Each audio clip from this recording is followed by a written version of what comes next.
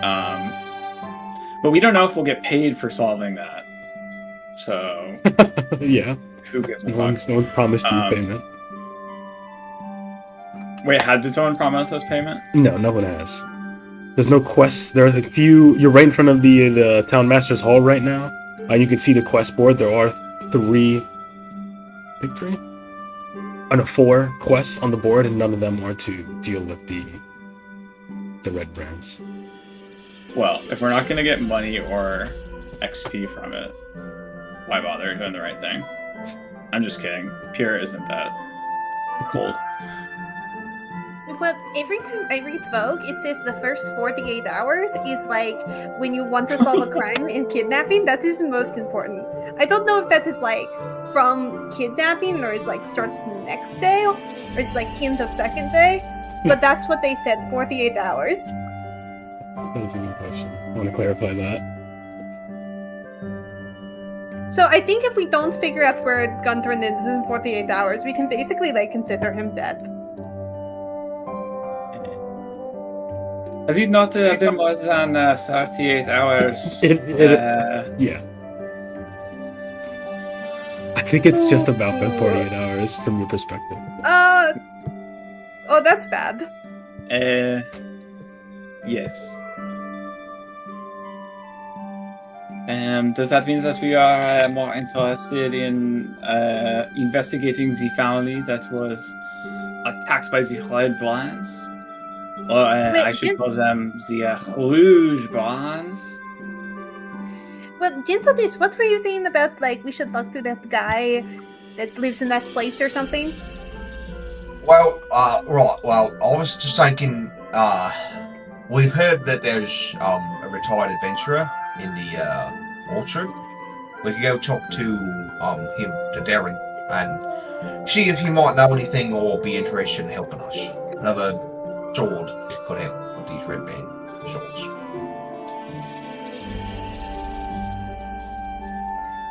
I mean, that sounds good to me. I mean, it's always helpful to have, like, somebody else fighting, because, gosh, if we had another person in that goblin cave, I mean, we barely got out alive, but if we had another one, that would be super great. Right, that's what I'm thinking. Agreed, we nearly had our rears handed to us, didn't we? I think our careers were also almost ended. True. I was about to say. What? I think technically I was dead for a little bit. I think I was as well. Mm-hmm. I think that I was too, no? Yes, several times, Pierre. It was pretty scary. I cannot remember it very well. Oh, I got shot by so many arrows. Yes, you basically looked like a porcupine. Yes, you did. It was very painful pulling those out of my skin. That is a good point. Where was the man that we were going to? Is that the orchard? Right. I think I see the orchard. It is indeed. over there. Yes, Darren Edermath owns Edermath Orchard. That was one of your leads. That's also the barmaid dwarf I told you about. He's a retired adventurer. There was also Pip suggesting Carp Alderleaf, who knows something about tunnels that the Red Brands are protecting.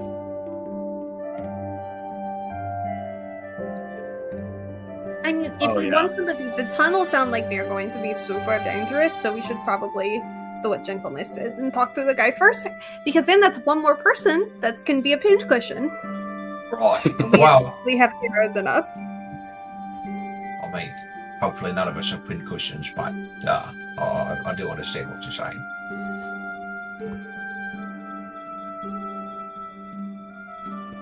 So start going towards the orchard. Okay. That's Walk fine down. with me too.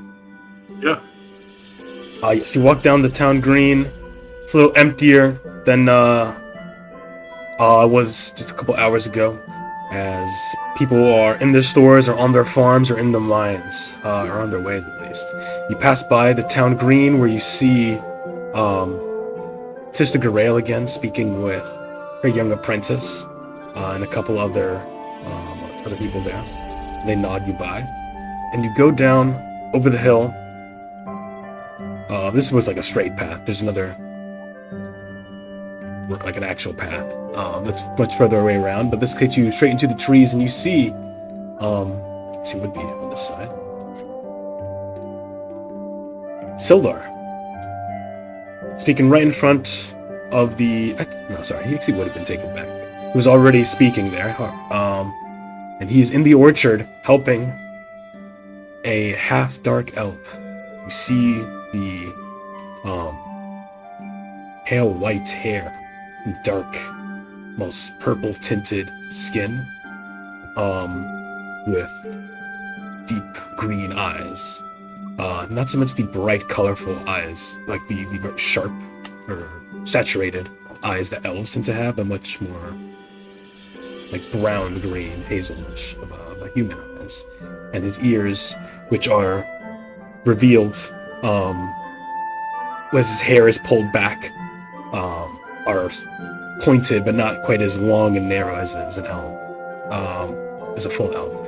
And they are working in the orchard, already gathering some of the ripe apples in baskets, and they stop as they see you coming down over the hill, over the stones, these ruined field stones. And Sildar says, yes, Darren, these are some of the... That's not his accent. Darren, these are some of the adventurers who saved my life, that I was telling you about. They're looking for Gundren. And Darren nods. Oh, hello. I am Darren Edermath. It is good to have friendly faces in Phandelver. You're welcome here, in my house, at least. Pleased to meet you, good sir. The pleasure's mine. Well, what can I help you with?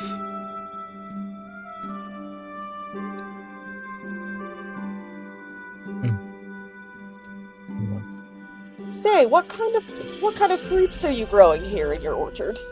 And you look around and you can see mostly apples, especially on the southern side, and then on the north is more bushes, and there's some blueberries and plums. Pierre sort of sidesteps to one of the trees and tries to like take a few apples off of it, put them into his bag while everyone else talks to him. Okay. You're trying to hide this? Yeah, trying to be noticed.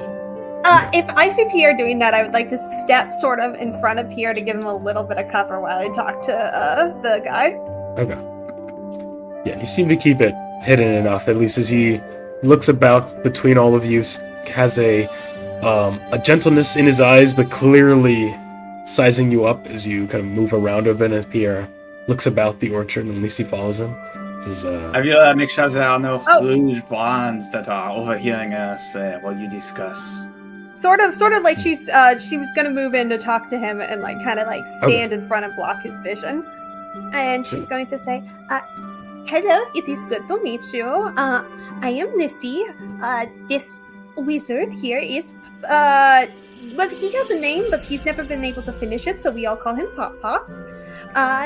This dragonborn is Star, and the garden is Gentleness, and back there, the man who looks very sad and has a ponytail is Pierre." I see, okay. Well, it's very nice to meet all of you. It's wonderful to meet you. From what we heard about you, it sounds like you are less than happy about this red brand activity. Sure. I suppose no one but the red brands are glad they're here. Yes, we have an employer that Sildar may have mentioned to you that have gone missing recently, and the person who took them had a very stupid name, and given that the red brands also have very stupid names and are kidnapping people, we thought the two could be related. Yes, I'm afraid I agree with your conclusion. It is likely the red brands are involved in this somehow. But as I was telling Sildar, I can't help you Not in any obvious way, not... The Red Brands know I'm an adventurer, they know I could cause them trouble, so they keep an eye on me, and I have a daughter. I can't risk myself, or her. I can wish you Is luck there and pray for you, any- but not much more. Well, you Is wouldn't there have any to. information?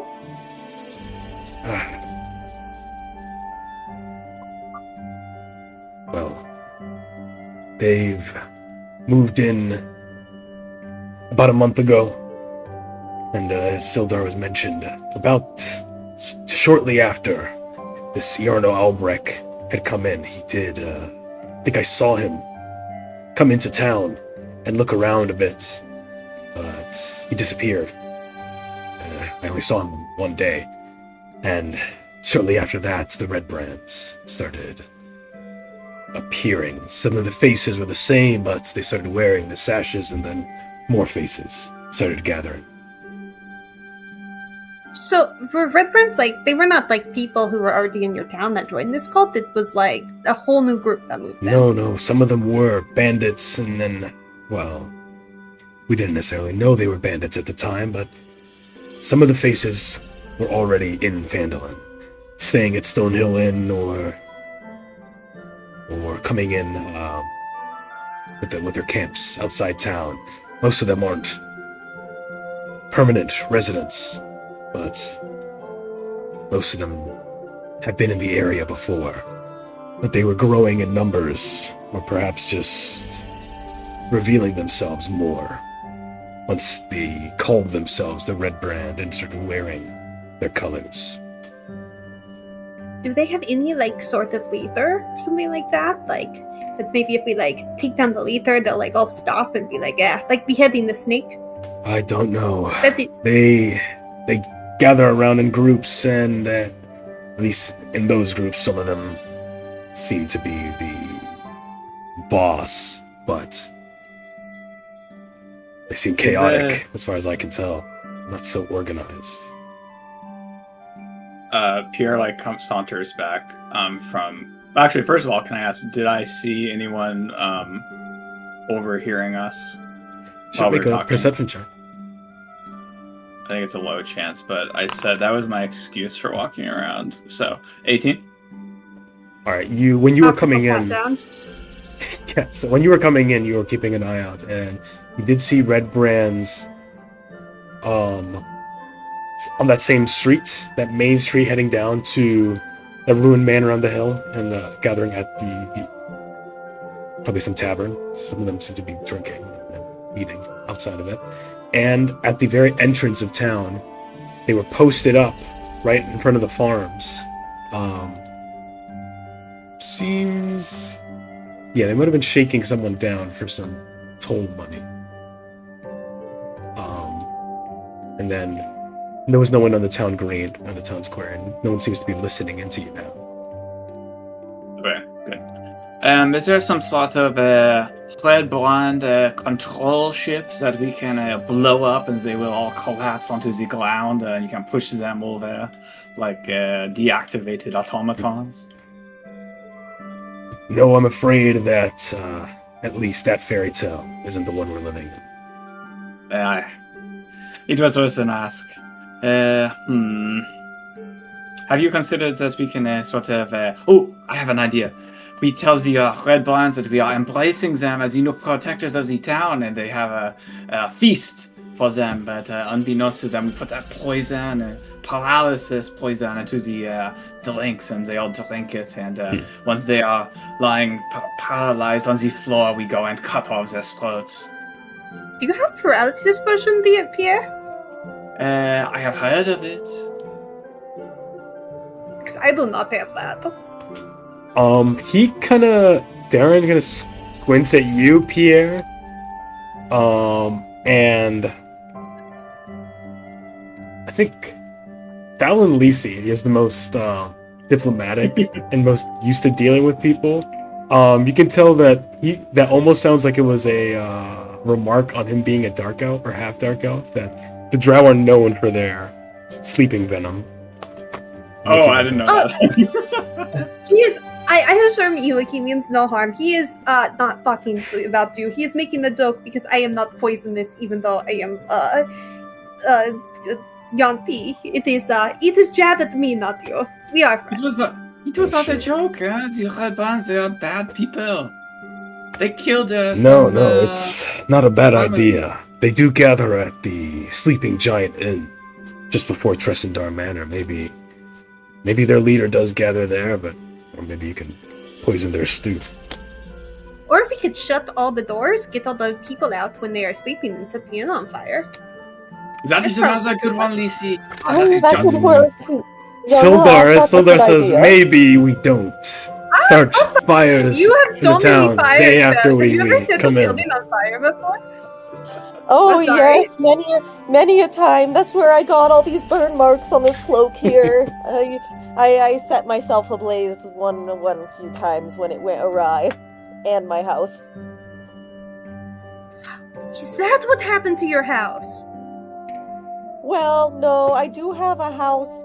I think I have a house. It required a very specific magic spell to get to, and darn it, I can never remember exactly how to do it. And I was able to access it no matter where I was. I could just say the incantation and I would be there, but alas, my memory has since failed me. So I do have a house, I just am unable to access it. I'm even more impressed that you managed to save Sildar from the goblins. Barely. I mean, I think we died like 3 times, and we had to come back to life, and almost died then. Truly died? You have resurrection magic? No, He means unconscious. It felt like dying, though. It hurt. No, That's- life and death. I mean, at that point, there's barely any difference. Yes, I know what you mean. Do you think that when you go to sleep every night, that when you die and come back to consciousness in the morning, you become alive again? Well, I mean, sometimes I've had nightmares like that. I think maybe my Dragonborn ancestry sometimes causes me to feel that way. That you are dying in your sleep? Well, it feels like it. Well, I know, whenever I think about it, I know that sounds ridiculous, but sometimes I just get, these terrors, and I think when I almost died in the Goblin Cave, I was experiencing something like it.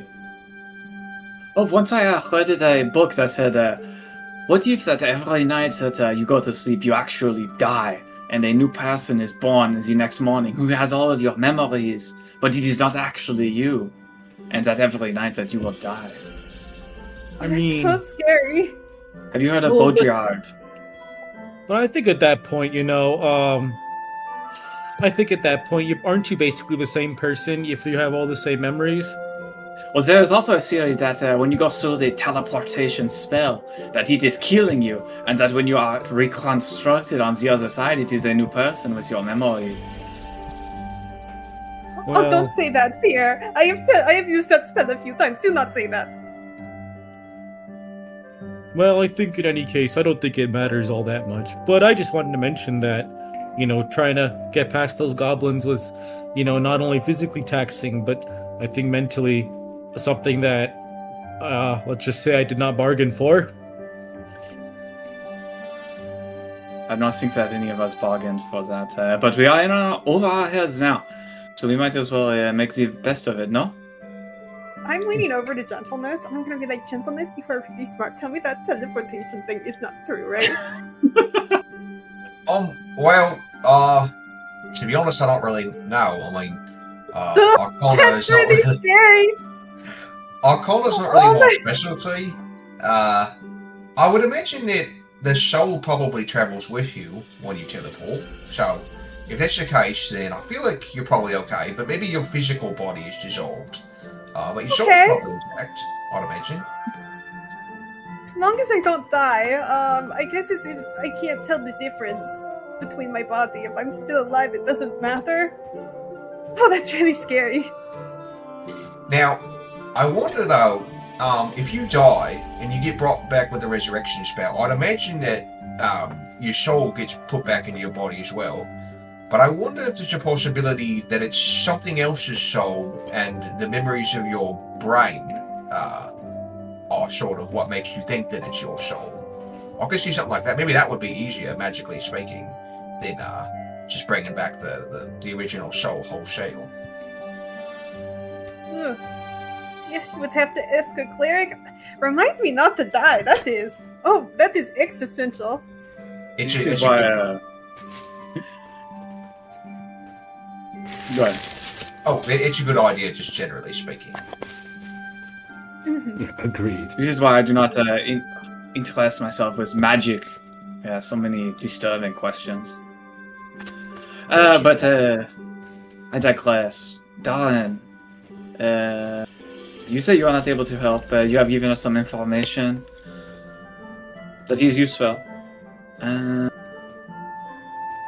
If you happen to come across a large amount of paralysis poison, well, you know that there's a good use for it, huh? Sure, you'll be the first to know. Pierre, winks, really obviously. How? You only have one eye. With his it's obvious because that's his one eye. Oh, you can't tell if he's blinking, but... As you're talking now, you hear the front door swing open and someone run around right in front of Gentleness and Thal, in between them. This young girl, maybe about 15, runs out and starts yelling, "Dad!" Oh!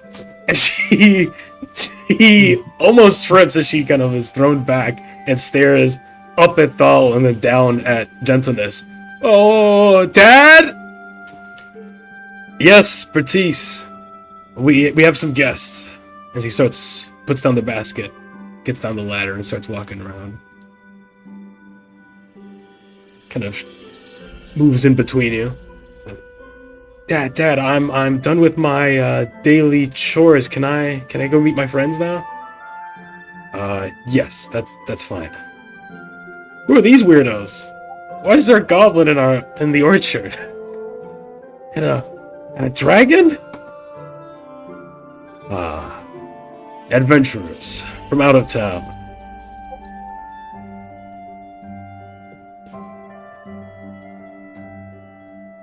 Do you guys say anything or introduce yourselves? We are all so awkward around children, I guess. I can give her a wave because I think I'm still standing next to Gentleness from trying to figure out if I've died a bunch of times or not. Hello. Do not worry, we are all very friendly. Okay. That's kind of okay. You All don't right. need to worry. I don't. I gotta go, you Dad. are very Alright, I'm friendly. done. You can check my chores later. Bye! And she starts running away. Is she a drow? She's not a drow. She's a quarter drow, yeah.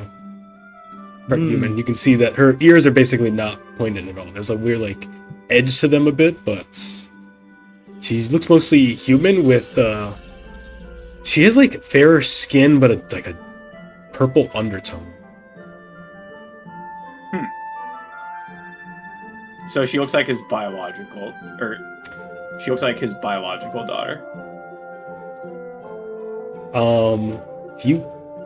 In some ways. I think, yeah, she has his eyes, and, the hair type, but I think actually her hair might be actually pretty, light. Almost platinum blonde.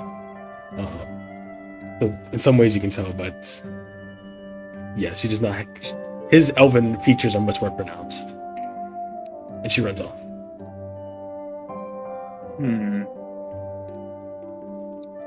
Pierre isn't gonna touch where the mom is with a 15-foot pole. Lizzie's gonna see Pierre sort of squinting at the child, and she's like, "Are you doing an optical pat down? Is she good?" How many times do I have to explain this to you, Alicia? I do not do the optical pat down of children. I read one time that they dressed a halfling as a child and to sneak him until nobody would suspect them, and then kid or halfling then killed a bunch of people, and this was like a murderer and nobody could tell, and it was in Vogue, so it was based on a true story. I thought you were going a different direction. I thought it was going to be like To Catch a Predator with halfling. Oh, they've done that too. It's just takes off the wig. It's like, please sit down, have a seat. Chris Hansen is incredible. Chris Halfling. All right. Anyway. Chris Halfling. No, Lisi, I was thinking, what is the mother? She is here, but I was not going to ask about that. Oh, yeah. I mean, I would assume human. And white, probably, given her skin tone. And he sighs deeply, watching his daughter run away, and he says, "All right, yes, you see why I can't risk antagonizing the Red Brands. Everyone in town wants to do something, but there's a lot of them, and they're very violent. I certainly don't trust my skills enough to take all of them on, or even with you here." And he does size you up again. Pretty obviously, he's not trying to hide that he's like looking at your equipment.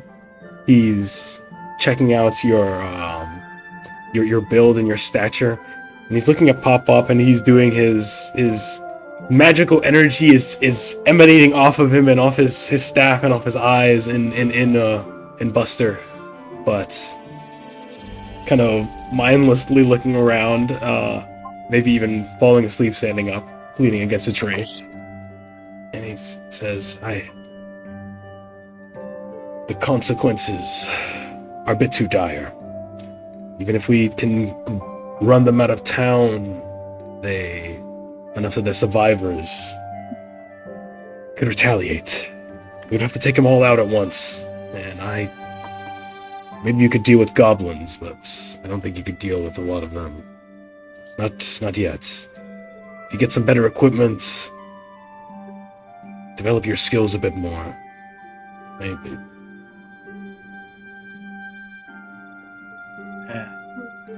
I am picking up what you are putting down, unfortunately. I was gonna say Buster kind of smacks Pop on the face, and he's like, and he's like, oh yes, sir. I was going to ask, how many of these bad fellow are here in town? Like, what size group are we talking about? Are we talking about like a little or a large group? I've counted a couple dozen faces. Ooh. I don't know exactly. I think less than 30, but can't be sure. Frankly, I haven't gone out of town that much, and I hear that some of them do loiter along the Triberg Trail, harassing travelers at times. But from what I understand, sometimes they take off the Red Brands once they do go on the trail, doing their highwaymanry or whatever they get up to. So there could be more of them that I haven't recognized. Do you think that I had another idea? Alright, so there are 3 ideas now. The first was poison. I still think that is the best. The second was burn down the inn. That is Lisi's idea. It's also a good one. Thank you. How about a third idea, which is that we pay the goblins to fight the Red Brands, and we pay the Red Brands to fight the goblins, and they annihilate each other, and we have to pay no one. I think we would really only need to pay the goblins, because if they are out on the trail anyway, we could go to like goblin that we made head last time and say, "Oh, secret tip! All these guys want to challenge your spot," and then since we are already a little bit cool with them, they would come in and they could be like, and we could be like, "We'll help you get the jump on them if you want," and then we could have goblin army. Goblin army? Yes! Yes, we'll get rid of the red brands by introducing a bunch of goblins to town. No, just on the road. I don't even think they want to live in like a house anyway. They seem happy in the cave. Pierre looks at Gentleness. From Lindsay's comments, they don't even want houses, they prefer caves anyway. Gentleness makes eye contact, but he doesn't say anything. He just kind of nervously looks forward. And then Liz here is so You're fucking okay. racist. and Thal He's would say to realizing Lissy. Lissy- it. each other. Pierre's realizing it, though. Thal says to Lissy, like, are you sure that's the case, that they would prefer to live in caves? Well, I mean, I haven't seen a goblin. And she sort of pauses and looks at Gentleness and she goes, you know what, I'm not sure actually. That is, I mean, I thought that's why they did it, but... I mean, I'm sure that they'd prefer a warmer house as opposed to a rocky cave full of weird creatures.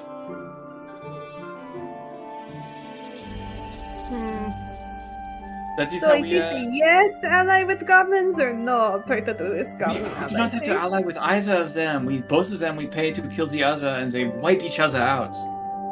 You know, Lisi, as you know in math, there is like a positive number, a negative number, and if you add them, it becomes 0. They wipe each Wait, other out. you mean like subtracting? No, you add the positive number and the negative number. And they wipe Oh no, each if other you out. add it, it gets bigger. I know that.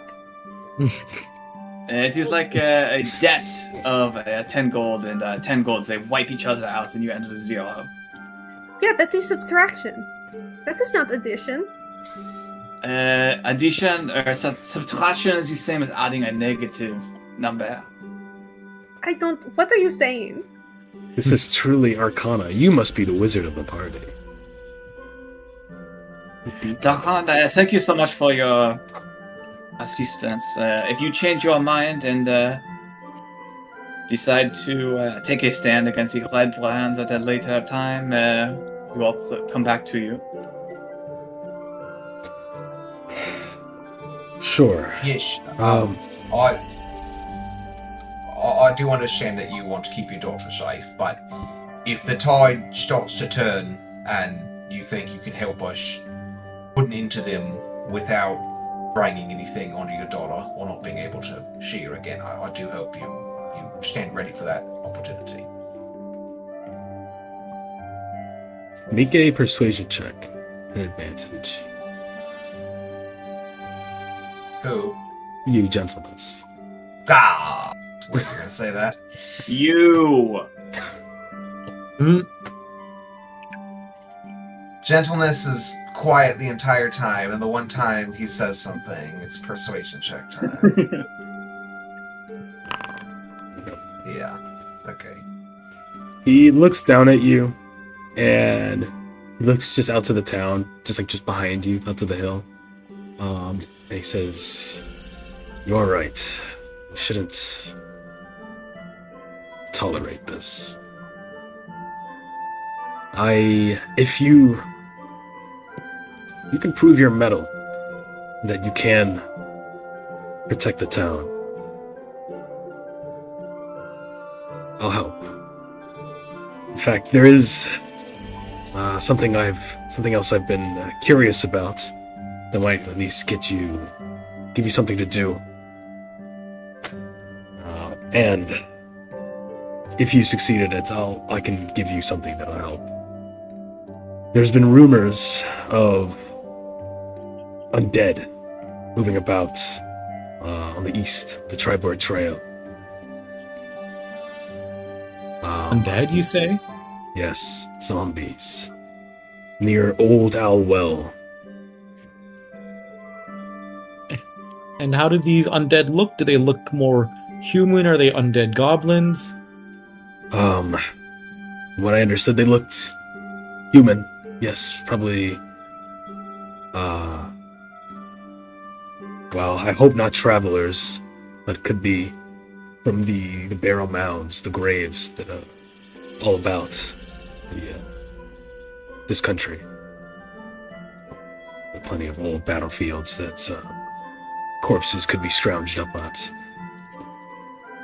If there's a necromancer or something doing this, you don't have to engage. In fact, I'd prefer you don't get yourself in too much trouble, but if you can find out what it is with certainty, report back to me. I can offer you some of my old equipment. I have some boots that'll help you get around faster. I mean, have you heard any rumors about these guys like doing anything? Are they just like there, or are they like building a temple or something crazy? No, there haven't been any attacks, but they've been spotting the corpses shambling around, and I'd like to know what it is before any attacks start happening.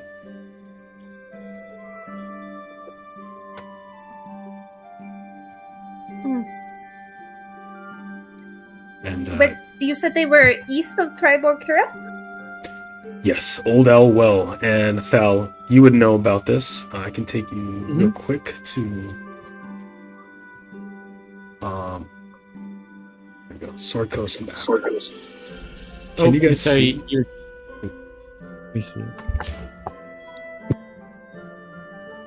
Yeah, the Neverwinter Wood. Perfect. Yes. So if you look on the Triborg Trail on the east side of the map, on the right side, there is a bunch of stuff here. Old Owl Well is in the hills, just south. Okay. It used to be. Actually, sorry. You can make a history check. Awesome. Can I make a history check? Yeah, you can Do it. Oh god, I just had my guy up. Let me just... Oh wait, there you go. And then just normal history check? Mhm. Yeah. Nice. Perfect. Yeah, you've been exploring this area pretty thoroughly along the hills, and you know that what is now a well used to be an old watchtower of an ancient magic empire, like a magocracy known as Netheril, who are infamous for quite, not necessarily evil magic, but I mean they're usually known for the evil magic, but quite powerful magic that pushed the limits of morality and capability, and even broke reality at times. So like a lot of like kind of darker magic. It's all magic, Shenanigans. but including dark magic. They didn't really have any concern for limiting themselves up from dark magic. Gotcha. So would I like remark something like... Okay. Well, if there is some necromancer or some undead presence gathering around there, maybe they're trying to gather some lost magic that is in the ruins there.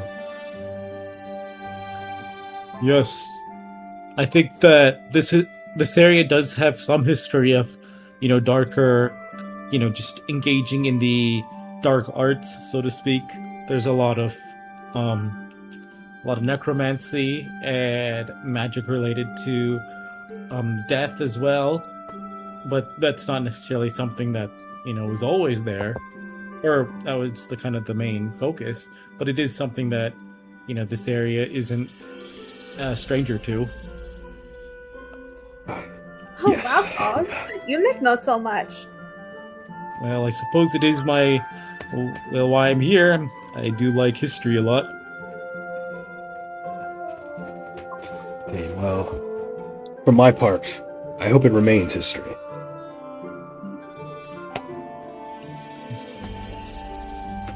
But if you do that this, just return with the information. I will give you my boots of striding and springing.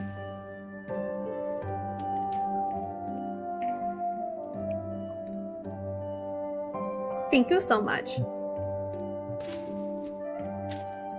Of course. Thank you, Dahan. Well, I think we could investigate this.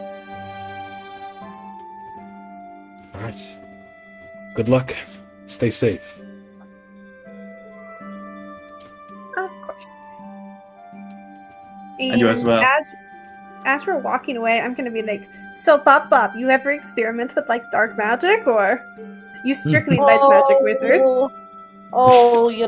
Back in my day, a little bit here and there, we would, of course, dare each other to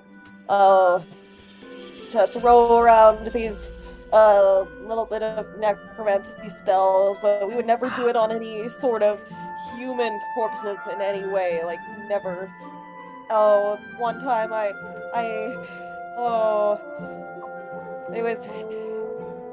was my best friend at the time. It was his little pet cat who was all gray in color, had a horrible accident one day. We found him just completely not moving, and we attempted to bring him back, and well, it didn't end very well. He ended up coming back more as a zombie cat. Still very cute, very loving. We kept him as a pet, but I've been a little wigged out about using any of those types of spells right now, so I've steered a little clear from it. Whoa, right, bringing back the dead. That's so crazy. You don't remember how you did that, do you? Oh, and alas, no. It's been so many years. It must have been over like 100 years ago or so now. I'm quite old, as you can tell. But You don't look like a day over 300. Oh, you flatter me, my dear. But anyway, what do you think we'll find when we get here? Do you think there's actually some sorcerer or necromancer here, or is it just some other kind of funny business going on? But I think the sort of cool, used to be crazy wizard temple sounds amazing, especially with like. Thought I've been reading that book you got me about draconic stuff. I've been writing some notes. I don't understand all of it. If you could help me, because I hope it isn't like a big deal. I've been taking notes on it. It was just really interesting. Oh, yes. What notes have you taken? Oh, here, I'll show you. And Lissy's gonna hand you some parchment. You can tell she's got like very like loopy handwriting. She's like probably like marks all of her eyes with like like big round circles on everything, and you can tell from her notes she like understands it on a surface level. Looks like she's writing down like useful locations on dragon stuff, and like seems more in like she's trying to like basically cliff note it, like take the most information dense important stuff and take notes of that. Like any sort of basically cliff note it. Well, I think this is all very interesting, and it seems like you've taken a liking to this tome that I've given you. Do tell, what do you feel like is the most what stood out to you the most? But I think all this stuff on dragon history is very cool. I do like all this stuff of because I mean I figured that we're never gonna like fight the dragon, but like knowing all this, like this is how their caves are set up, this is like what their mating structure was like, which was that was a crazy chapter. Wow.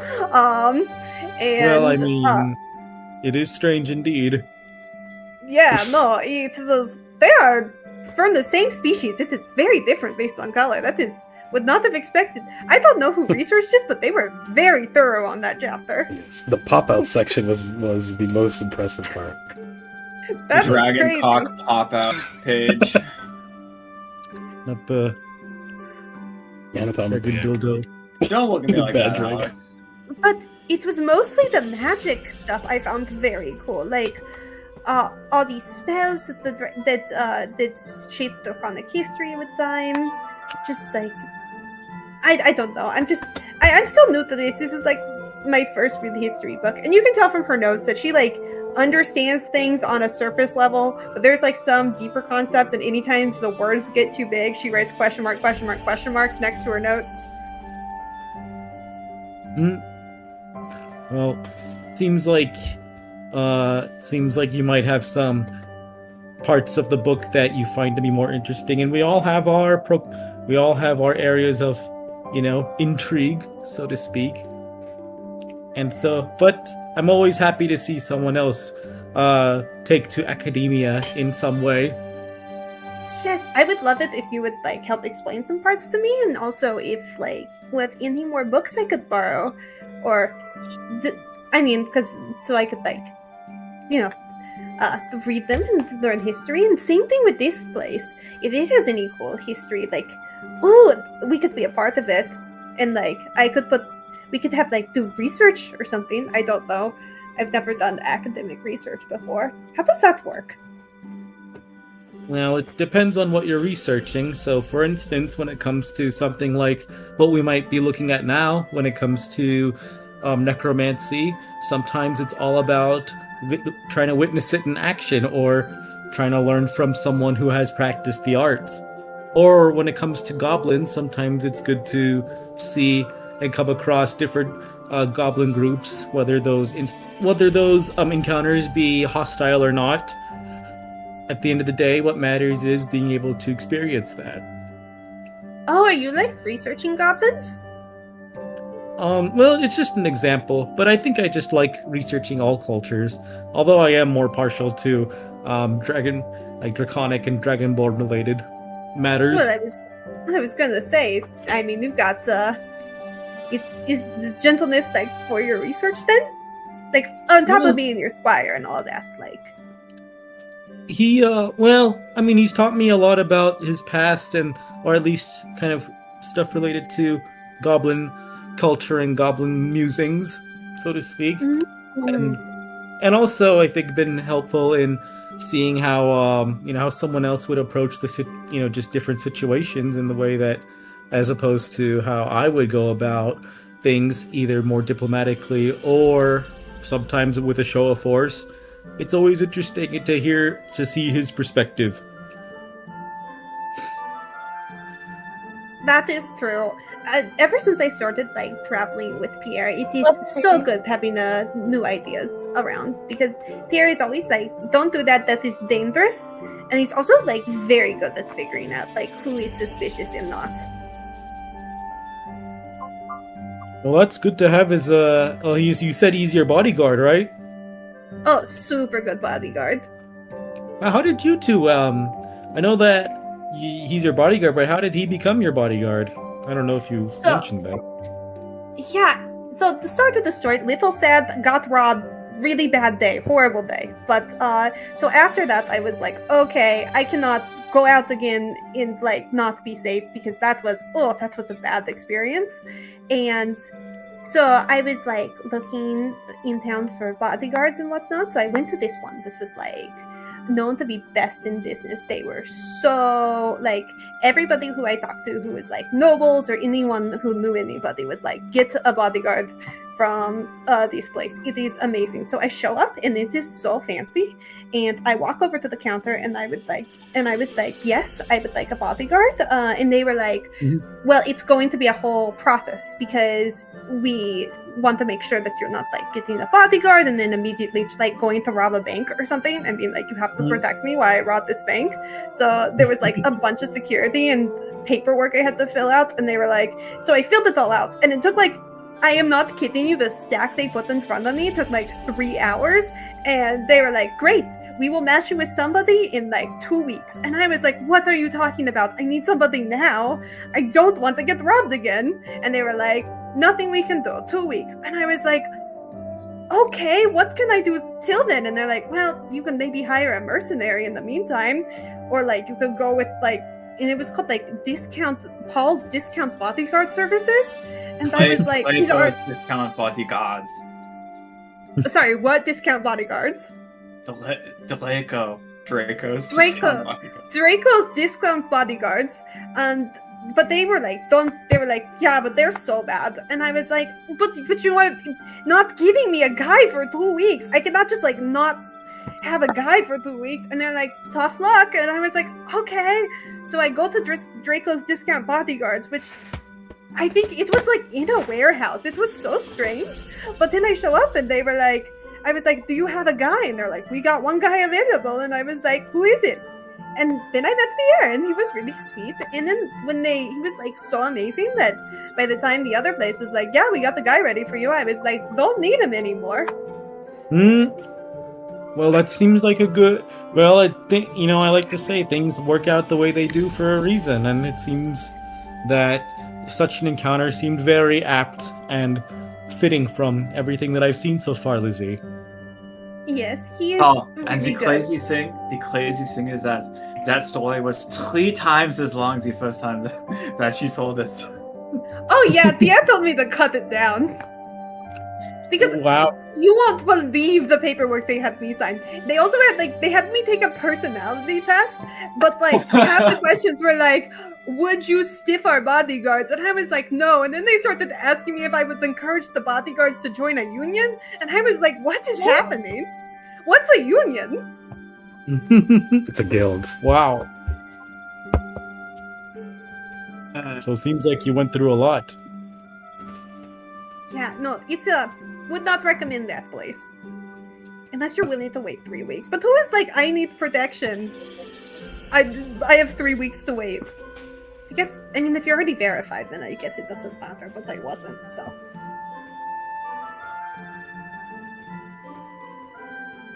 And from my perspective, she shows up and give me money, and I do my job. Well, that seems like a good arrangement. How much does she pay you, by the way?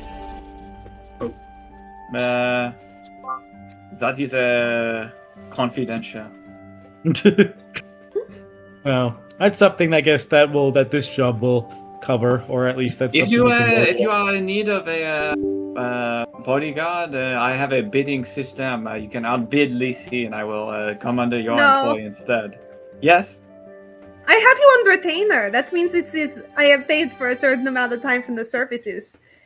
That's what they made me do. They made me put a large amount of money up front. So I actually don't know what the bodyguard services are paying you. They were like, pay us, because I figured they're taking a cut.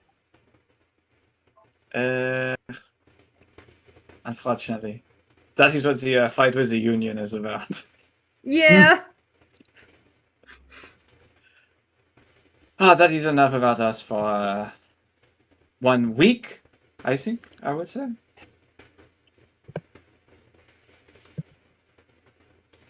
Well, in any I was case, kicked out of Foundry. Yes, sorry. I do not know anything about myself. How strong am I? I do not know. well, Everything went black. Yes, sorry. You are here. You are on that same northern road having this conversation on the street. You've stopped here. Pierre and Gentleness are kind of off to the side and keeping an eye on Pop, who's chasing Theodore or Buster up this hill. He's like, oh, Theodore, come back! Theodore, don't run away! Oh! Buster's just running up the hill and sniffing around, and I think trying to rage bait Pop a little bit. Yes. Pop then looks east out to the road. Oh, sorry, not Pop. Theodore does, and he looks to you and he points out with his claws. I think he's pointing with his nose. I don't know. Eaters. He can do both. Point, yeah. Do you look where he's pointing? Yes, he's like, what is it, my boy? What is it? And then he looks towards where Buster's pointing to. Yes, you look to the road that goes up to the Tribord Trail, and you see those 4 red brands from before that were harassing travelers for toll money, extorting them in the name of the mayor, probably, or so they would say. This is not uncommon for corrupt guards to do, and apparently they're the guards of the city, so or of the town. And you see they are being accosted themselves by. They look pretty young. They kind of look. One is a halfling, who. They kind of hard to tell their age, especially from this distance. He could be in his 30s, but he looks like he's maybe. Is that 18. Chris Hansen? Yes, exactly. But there's nowhere to sit, unfortunately. And there's also a dwarf, another dwarf woman, dark skin and blonde hair. And they are both going up to the red brands and pushing them back off the road, and trying to kick them out of town. But they get their asses beat. They get fucking rocked in the face by these much older gentlemen, and they're not very gentle with them, and they start beating on them. And you also note the bard, the singer from Stonehill Inn, has his instrument out, and he was playing, and he was trying to rile them up,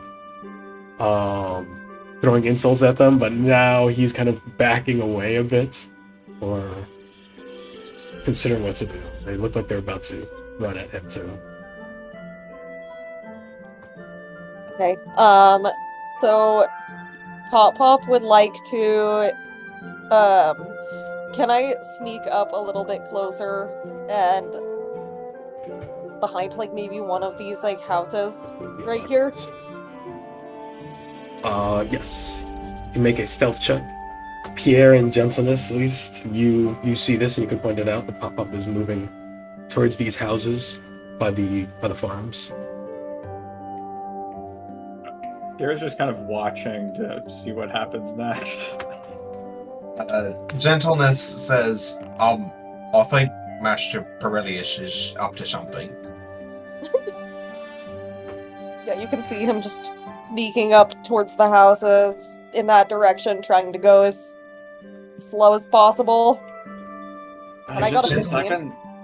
I can see that something is happening. I'm curious what Pop is going to do. Boy. Pop I'm whispering you, probably not very loudly. Pop, you very very well hidden. I think if you're trying to hide from the party as well, there are some shrubbery there, and there's a smaller house there that you could hide in, or hide behind, rather. I think this is good. Then, oh wow, so two of those people they're attacking are near death.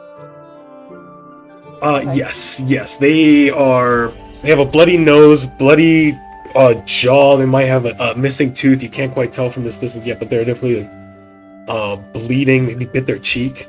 I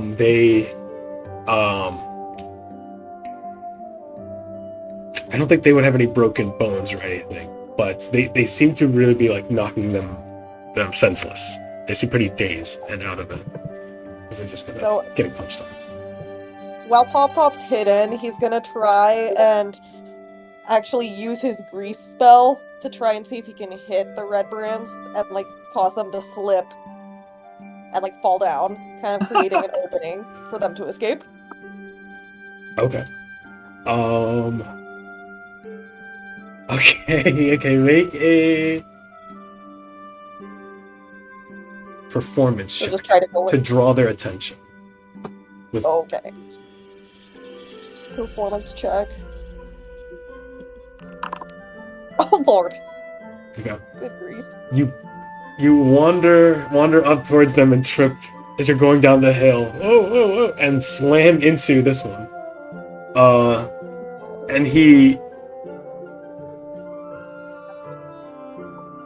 was not expecting you. I'll make him also make a strength save to not get knocked over. Just say DC 10. He got a 2. Perfect. Okay, great. So you knock this guy prone. And Okay. I will say he was grappling the halfling.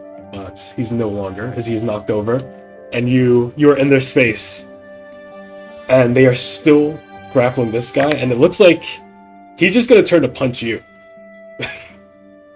Well, he's gonna get up, but okay, yeah. Roll for initiative. Roll for initiative. You have put yourself in the midst. Pierre and gentleness. Or I guess all of you were. So you all moved up as well. Do you guys want to get involved in this? Because I was just gonna. If I see Pop get hit, I'm gonna start running in. Pop has bravely or foolishly, or both, excess of both, fallen into this. Technically, it's in self-defense, but it looks like they're gonna beat them to unconsciousness. Hopefully, only to unconsciousness.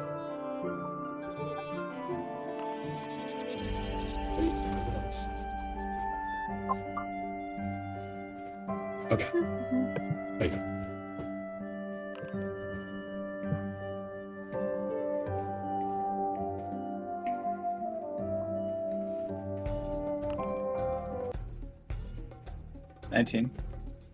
On me.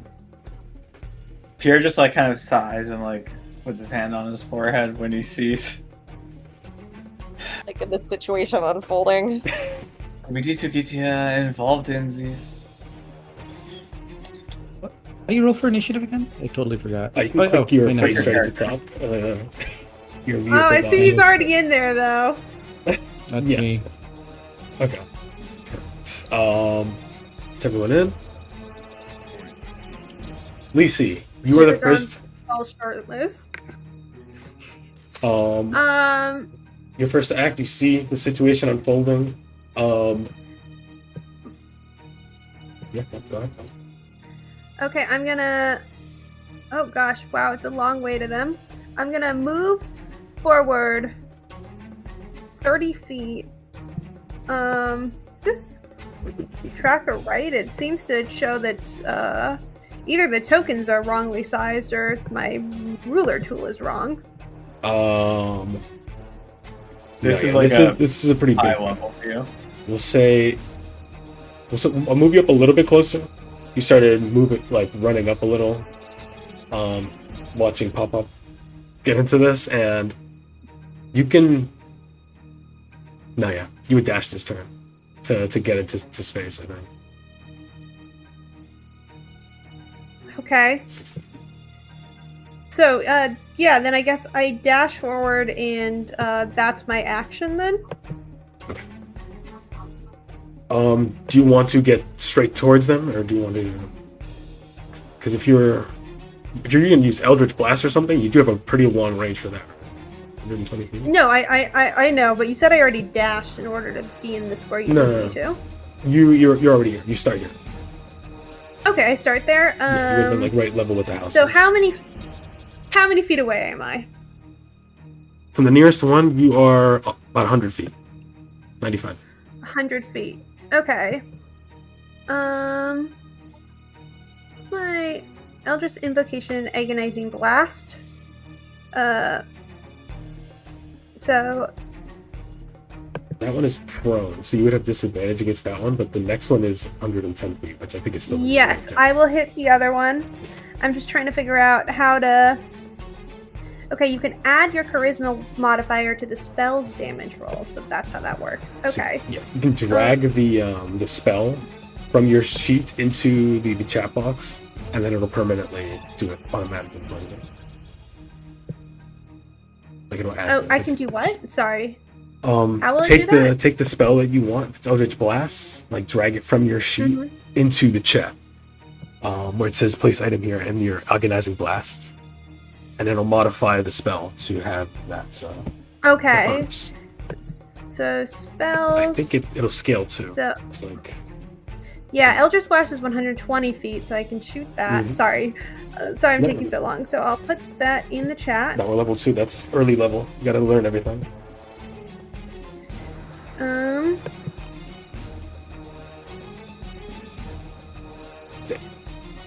Wide shot. So I put it in the chat. Now this is just me trying to figure out how it works. No, you gotta drag So I it in. put it. Like the oops. How do I drag it in? Like you click and hold onto the name, and then you can Oh, I see. place it right on the chat box. Agonizing weapons. That. I'm not doing this right.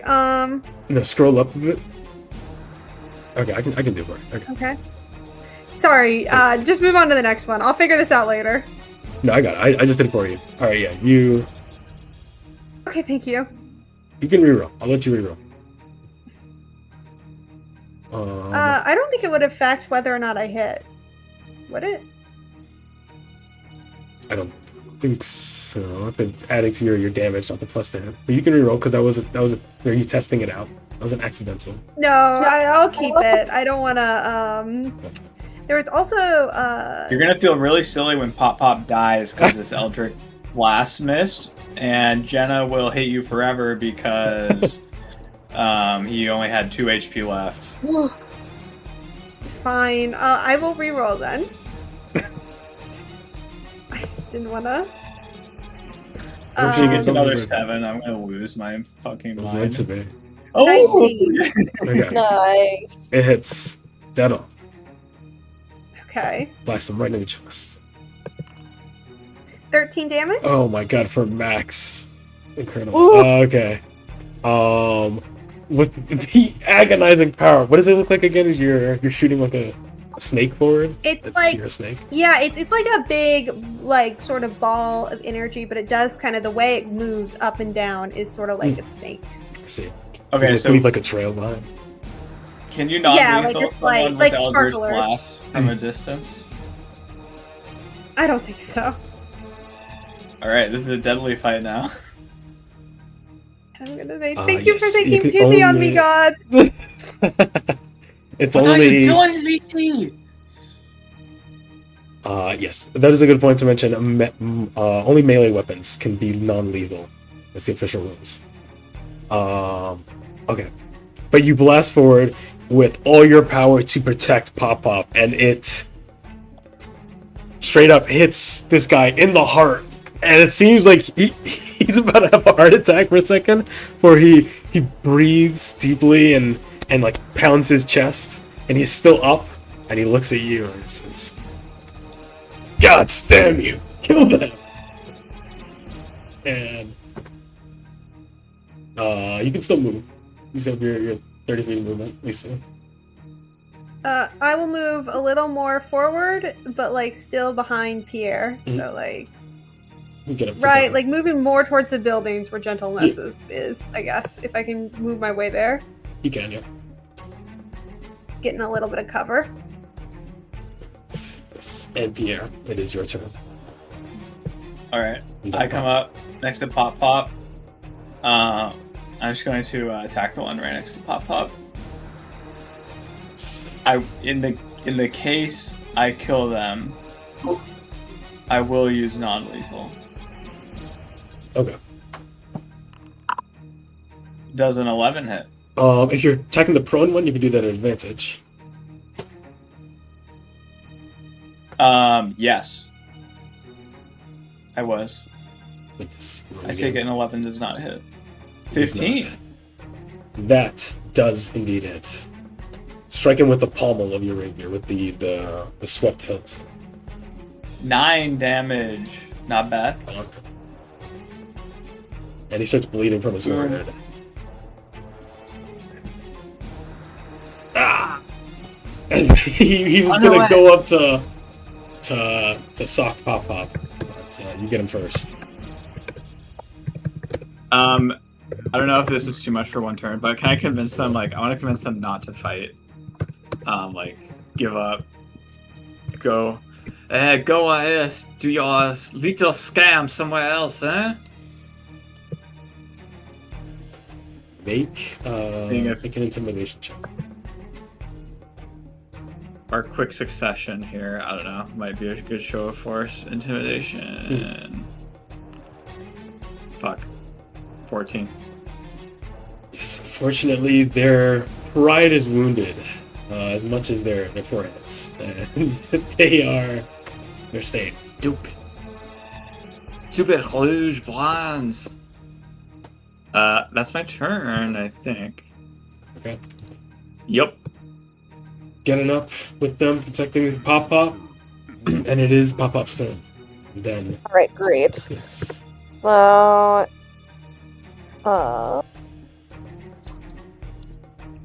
let's see here.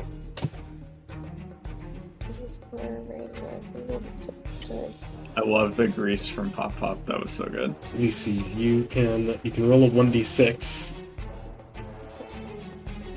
Oh, I don't know if I ever ended up actually casting grease yet, but I do want to.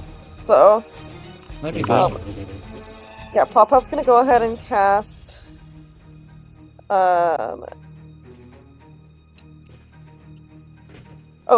Iris, are you in the middle of your thing? Okay, yeah, this is a little You're more. good. Yes, with Lisi casting Hex. Actually, what is the range of Hex?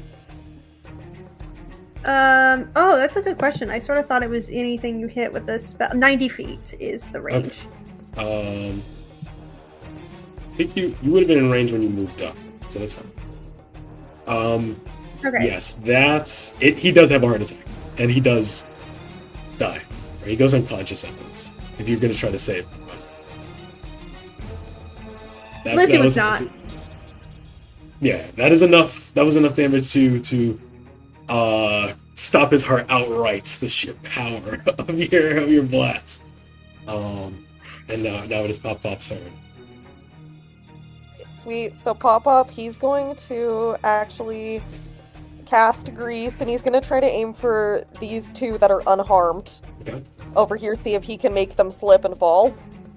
Right here. They have to make a dexterity save, is it? I believe so. Yeah, they must succeed a dexterity saving throw. First level. Okay.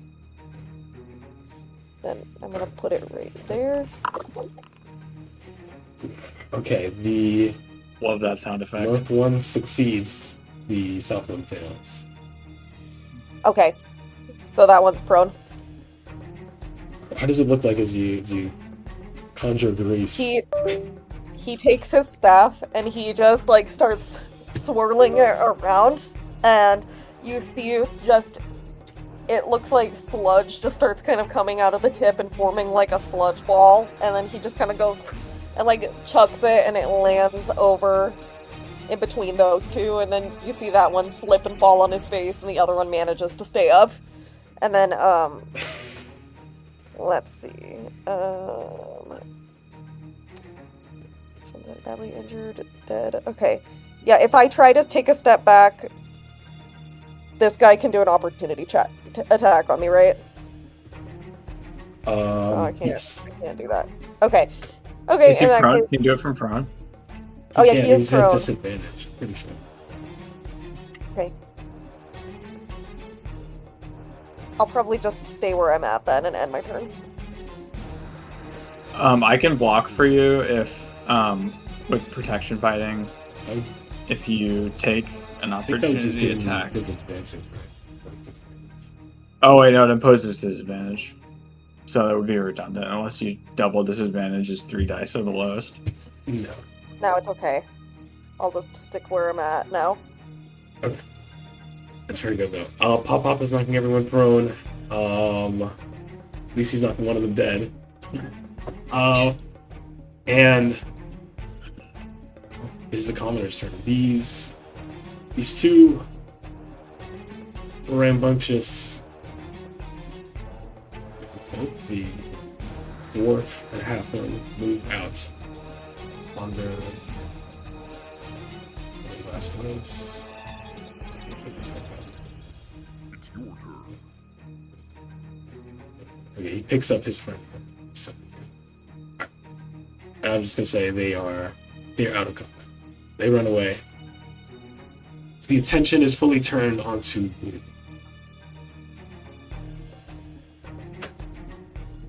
It is your turn. This guy who is in the grease gets up. Greased. Does he have to make the save again? Enters or ends its turn?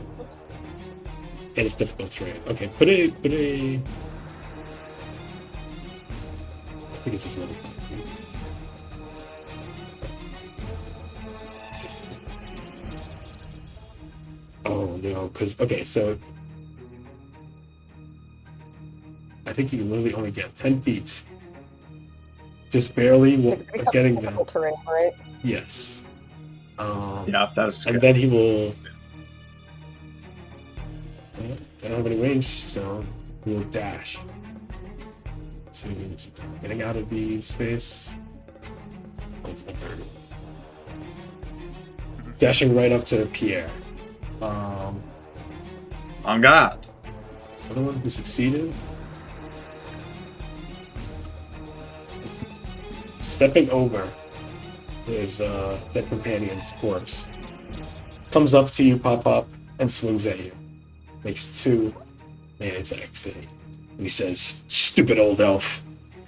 We'll send you your gods." We're gonna have to bury these bodies when we're done with them. Fucking awful. What did he get? He got an 11 and then a nat 1. Oh! 2 utter So- misses. You go ahead. Pop's gonna like ultra instinct, just kind of like like dodging it.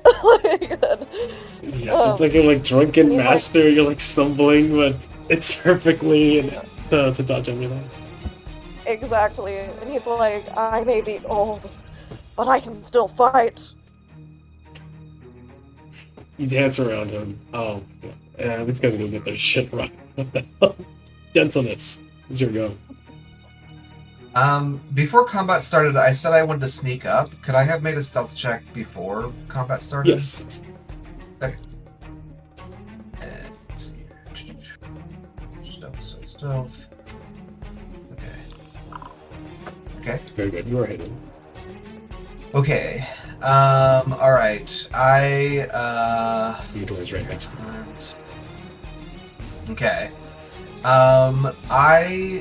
As a bonus action, let's see. I don't think anything is close enough, so maybe I should. I think as a bonus action, I'll do nothing, and I will ready my action for when this badly injured guy stands up. I'm gonna shoot him with my light crossbow. Oh wait, what's the range of my light crossbow? I forgot to check that. It is... What is it? Oh, 8320 feet? Okay, I should be good. Okay, yeah. I'll ready my action to where when this guy stands up, I'll shoot at him. Okay, perfect. Alright. That guy stands up. Okay, I shoot at him. Make your attack. Let's see here. Okay, No. 21 to hit. Yep. Nice. Okay, and then let's see here. Oh, I see. Damage. Okay. Normal damage. Okay, that's 10 points of damage. And I will also this guy is medium-sized, right? He is. Okay, I will put in a little bit of the fury of being small. You do not need to. He's not afraid of anything anymore because he is. He has a crossbow bolt in his brain. Right as he stood up, you shot him right in the forehead. He's a little shorter than you thought he'd be. And, Should I take off the usage of it anyways, since I was planning on doing it? no, you can keep it. Okay. Unless you're trying to spark your fury. That's okay. I just figured I would You can ask, so I know what the No, The you protocol can is. take it Okay. back. cool. All right, then yeah, that's my reaction. Nice. Okay. Well, that guy's turn. Let's. Val. Oh gosh. Finally. Let's see.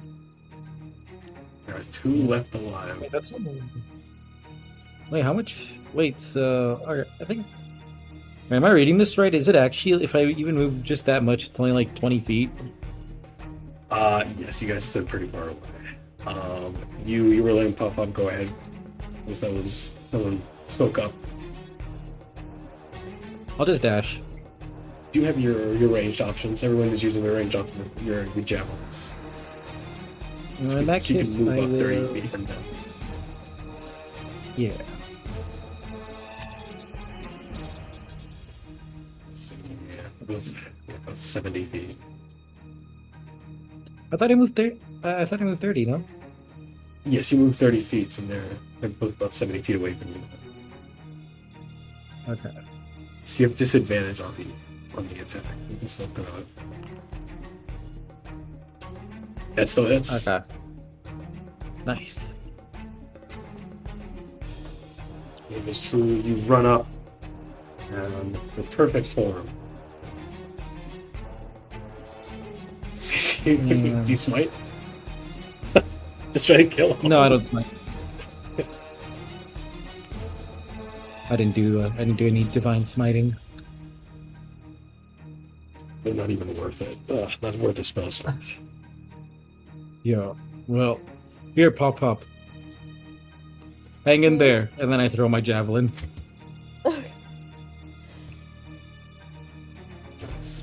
Whoa! Keep. Oh, shoot! I think I should have rolled for damage. My bad. Yes. Sorry.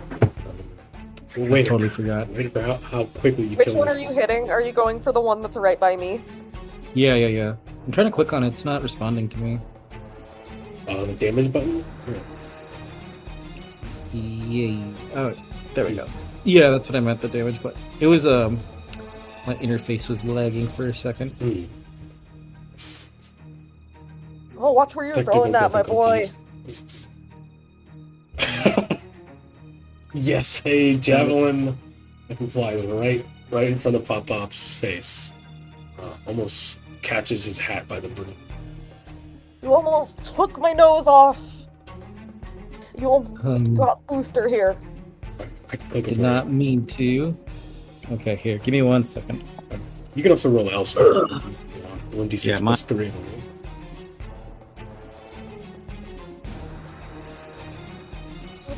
Well, manually, that's your Here,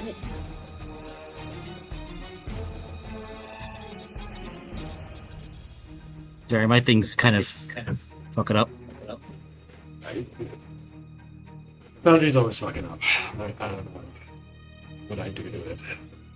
It's doing its best. Yes. We have to be nice to Foundry. Maybe that is what it's missing. Gentle touch. Okay, so nice. A little gentleness.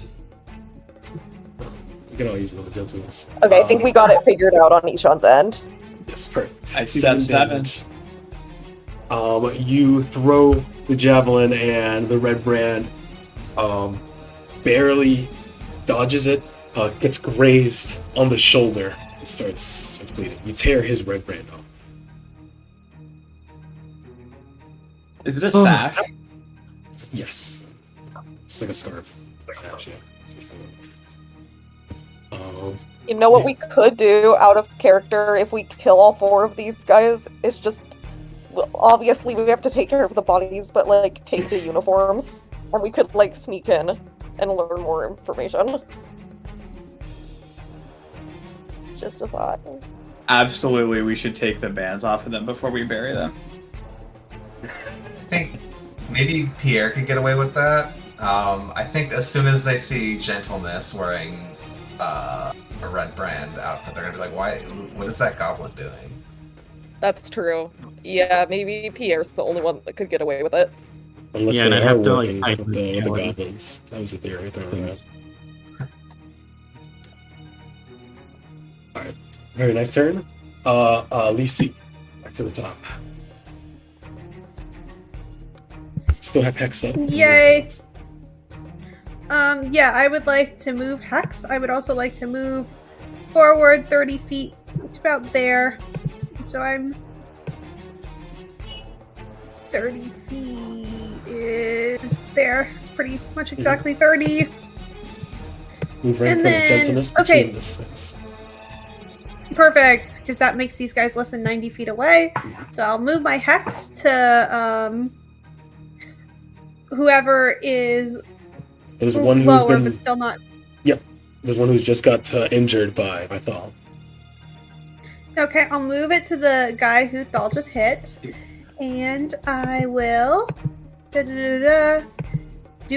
the second verse same as the first. I'm gonna do another Eldritch Blast. Normal to hit. Oh yeah, 19 to hit. another solid hit. Nice. And you can, when you roll the damage. damage, you can add 1d6 situational bonus, which you have X. You do right at that. Okay. Prompt.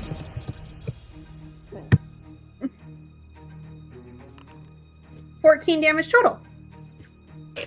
you eliminate. Oh, oops, not heal. You eliminate another one, killing him. Yay! The corpse is Jesus lying. Christ. Oh no. Holy shit. Pierre looks at Lissy, he's like, whoa. He didn't Got actually do that. Goodness, Lucy. See her serpentine eyes shine and her tongue flitter out. So, She like blinks sideways. Pierre, it's my turn, right? yes, it's a joke. Pierre dashes over to the last one and he says, I bet you wish you took my my recommendation before, don't you? And he's going to kill him. Hopefully it whips I roll damage before rolling the hit accidentally. I think that was to hit. 12 to hit. Does a 12 hit? No, that is a miss, unfortunately. I have action surge. You Now. can use it. As an action,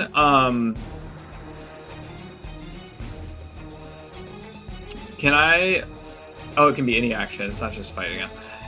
Okay, aren't there like generic like grapple or like Mhm. grab someone? Yes, you can use actions? an attack to try to grapple him. We're gonna use what? it to- Yes, I want to do that. Because I don't want him to run away. I want it. Because Alright, that'd yes. be the worst thing. You if can he, make- like, yelled or ran away. Make an acrobatics check, and you make an acrobatics or athletics. My acrobatics. Sorry, you is can make +3. you can make athletics. The grappler has Fuck. to make athletics. +2. Let's go. Jesus Christ! Well, Why? let's see if he rolls worse. What the hell he did? What do you, I can't see He got a it. What do you 3. roll? He got a 3. Yeah. Rolled a nat 1. Oh my god. Pierre is like this skinny guy. Like Pierre is definitely a dex fighter, not a strength fighter. So he goes to like grab this guy around his midsection and pin him down. And this guy somehow is like even weaker than Pierre. Stop! As you're like limply trying to, you don't want to let go of your rapier, so you're kind of just trying to elbow him down. But you grapple him, it works. Alright, and with that, the combat is won. You've defeated Hell the yeah. Red Reds. You have slain 3 of them in cold blood. And you have one They're captain. beating kids to within an inch of their life. Come on, this is not Yeah. good, people. No. I'm not casting moral judgment. I am just the arbiter of truth. And you have him captured. You are right in front of this farm. Okay. Okay. There's no one there. No one has seen you immediately. Though the kids, they're really kids. I mean, like they're young adults probably. Ran down the street to who knows where. So you have a moment to think about what you're gonna do with the bodies and figure out where to go. Can I look at the kids and sort of walk over to them a little bit? You don't know where they are. They're gone. Oh, they left. Okay. I'm gonna turn to Pierre and like, well, I hope they do not say shit. I think that the citizenry of the town know better than to give the red plants information that they do not have yet. Fier is like tying ropes around this guy's what's this part? Wrists. That's what this part of your arm is called. His wrists and his legs. So, didn't the guy at the orchard say that there was only like 25 of these guys? We already got 4. This is like 15% of them already, I think. Is this 15%? It seems close to like So if you do that, out of 25, 25 goes into 100 4 times. So however many that we killed, multiplies that by 4, and that is the percentage. Yeah. As you're talking, this guy struggles again. Like Make another 4 acrobatics plus or 4. athletics check.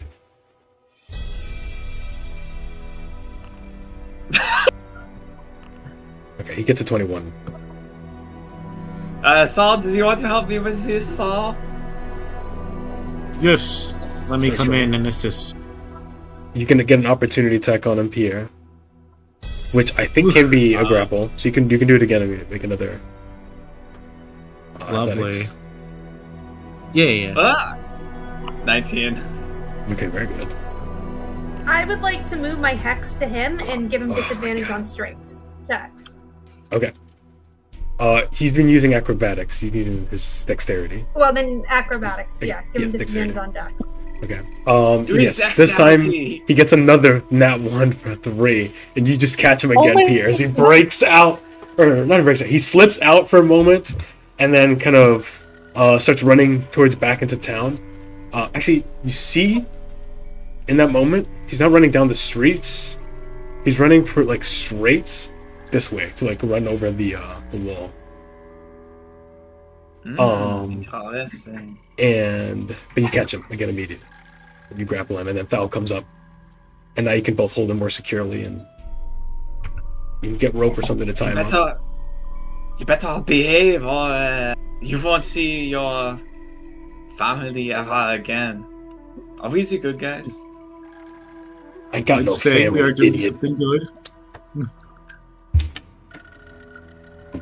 Just let me go. Gentleness will Once they find out that 4 of us are missing, they'll know it was you.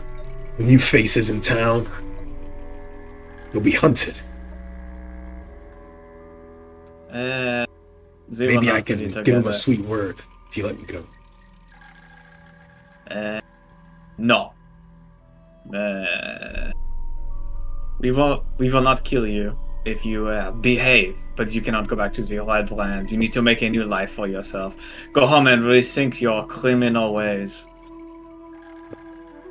There may be an opening at a cartography business sometime in the future. That is a noble profession. He spits at on your shoes.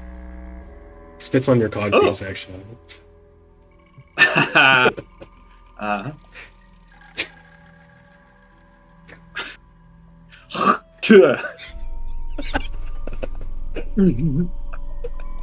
He spits on your shoes. No, you said it. You said he spits on my cog piece. No, I'm bound by the walls of canon. Give me that hawk tour. Alright, and then with that, I put a rope in his mouth or something. Okay. God, I hate hostages.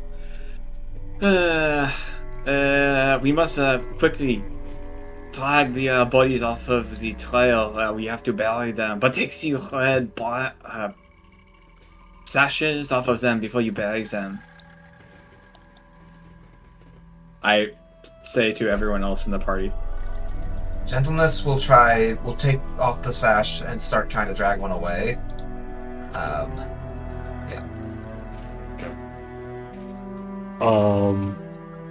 Yeah, you can kind of hitch them all onto ropes or something to make it easier to drag them.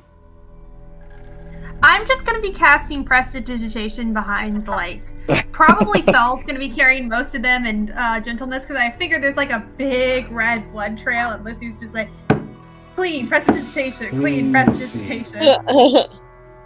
I'm just casting a bunch of that to just try to clean the crime scene a little bit before because we are kind of in the middle of town before anybody else notices. Yes. Okay.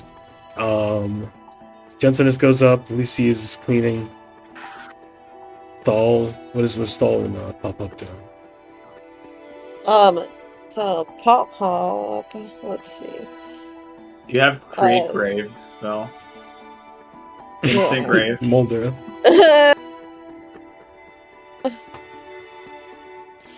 I mean, if we want to incinerate them, I can do that.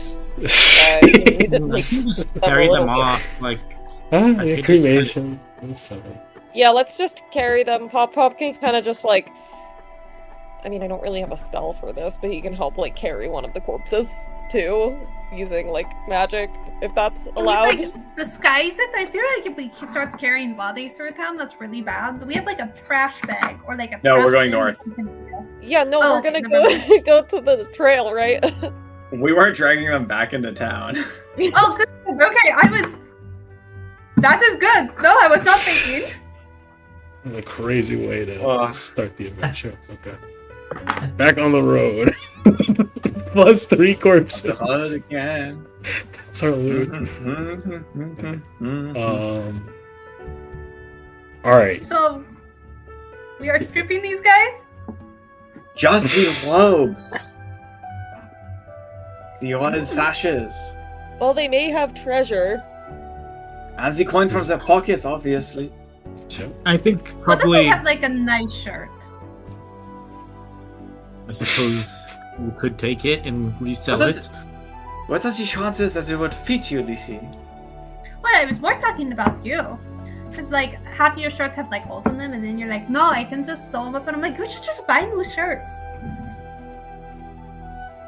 My shirts do not have holes in them. But, I mean, they've got, like, they rip them and you sew them back up. But, yeah, no, lots of your shirts have holes. Well, every shirt has a hole in it. There's a hole for your head. There's 2 holes for your arms. There's a hole at the bottom for your legs to come out of. Yes, and there's holes down the middle where you, like, accidentally hit it with your rapier. Those are holes for the buttons, Lizzie. Whatever. Whatever you want to say, dear. Pierre is wearing a designer shirt, but it's like third hand, and it has been like patched a bunch of times, but it is like actually a Gucci shirt. Yes, yeah. In the house of Gucci, yes. Oh, guys. So I do have my class today. My first summer class. I'm gonna be meeting at 7, so I'll have to step off a little early. Just for today. It's like every other Monday. So next week I'd be fine. The week after that I have class until like August. So. Okay, that's fine. You need to leave now? Okay. Yeah. Alright. Well, thank you for Bye, being here. Sean. Appreciate you. All right. Bye. Thanks so much for playing. Bye, Stay babe. easy, Sean. Nice. But I did like Papa's idea of just burning the bodies, but I feel like we have to be a ways away because otherwise, people are gonna notice the smell. Oh yes, the burning of the human corpse has a very distinctive smell. Yes. Unrelated, but one time in my optometry school, we were right next to a morgue, and they were like burning, supposedly cremating the bodies, and like the whole air smelled really chemically, and we noticed there was black smoke rising up from the building, and we're like, "What the hell is that? Is that building on fire?" And we Googled it, and it was a crematorium, and we've been breathing human ashes all day, and that was why everybody had such a light head. Oh my god. I do worry that, depending on how quickly they come looking for them, if we make a lot of smoke, that might, draw people to our location. True. Well, we would have to get the ways into the woods, and then I feel like we could do it. I mean, that's where we could like dig big pits, but I also feel like that would take like a really long time. I mean, that's super strong, so maybe he could, but That's true. It might take a while. I might be able to hide them just under brushes and stuff, and that might, eventually they'd be discovered, but hopefully not for quite a while. I mean, that sounds good. So- Let's like see how far we can move them before it's like really inconvenient. Yes. Okay. I actually, gentleness is not going to be very strong to carry these guys anyways, so I think instead he's going to hang out in the back and try to cover our tracks as we go. Okay. They stay with Lucy and cover the tracks. Thal goes up to hit them, I guess. One of you... one of you's got to keep track of your captive, your living captive. Because he can try to escape again, even though he is bound, and he probably will try to if he's not being watched. Maybe gentleness should do that. Okay. And since Pop isn't very strong physically either, I mean, he can definitely try to carry one of these corpses away, but he can also like stay in the back with gentleness too, and Booster can keep an eye on the captive more than Pop will. Sure. That works. Alright. I think basically we want to try to, as good as we can do, hiding these bodies with like half an hour or an hour of energy expenditure. I think is what Are we making Doll carry all three of them? No, I'm doing it too. Yeah. All the rest of you are weak. We don't have a lot of raw strength in this party. Yeah, D&D does not promote strength much. Yes, you string them all up and start dragging them away. I'll go to make, or I guess I'll make athletics check at advantage. I would like to cast guidance on Doll as a cantrip. Nice. Gets a 23. Nice. Everything set up. We start dragging them away. Lisi, you start casting your prestidigitation, cleaning up any of the blood, any of the trail as defined, like the drag marks. Gentleness and Theodore have a blade up at this ruffian's back to lead him forward. Blade and a staff. And as you're moving, the door creaks open of this farmhouse here. Someone comes out and looks.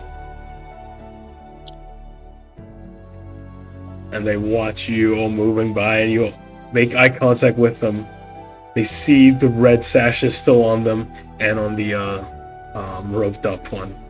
And he kind of stares at him and wordlessly kind of pleads, like, "Come on, get me out." And this guy just closes the door. and you keep on going. Yes. Nice, not the narc. Yes. And you go off towards the Tribord Trail, is that correct? Or we'll move it on to the Sword Coast map. Let's see where we're moving. Okay. So you're down here in Phandelver. You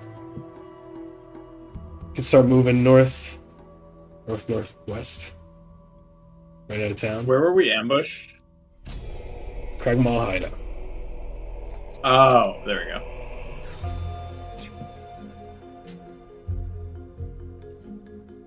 Right. And there isn't like a forest around here to drop him in. Well, there is quite far across the hills. 16 miles. Normal travel pace is 3 miles per hour. You can move for an 8-hour day would be 24 miles of travel. Guys, didn't we like come here with the wagon? Can we get that back? Do we have to walk this? There was stables. You can try to get horses. I do think we dropped off the wagon. I don't think it's ours anymore, unfortunately. Let's bury these guys first, or just chuck them in the bush or a ravine or something, and then we'll worry about transport. Because we probably can't like show up to the transit space with all these guys.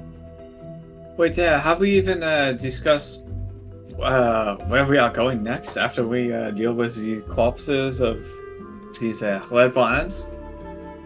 Yeah, we're gonna check out like that the undead wizard stuff. I thought that the most important thing was for us to save Gundren. Yeah, but that's been over 48 hours, so at this point it's better to figure out what the brothers were seeing. I do think maybe we should investigate around town a little bit first to see if we can find the Rockseeker brothers or any leads towards them. Maybe the tunnel that 𝐀𝐜𝐜𝐜 mentioned might lead us to some clues. Was their camp near the entrance to a mine?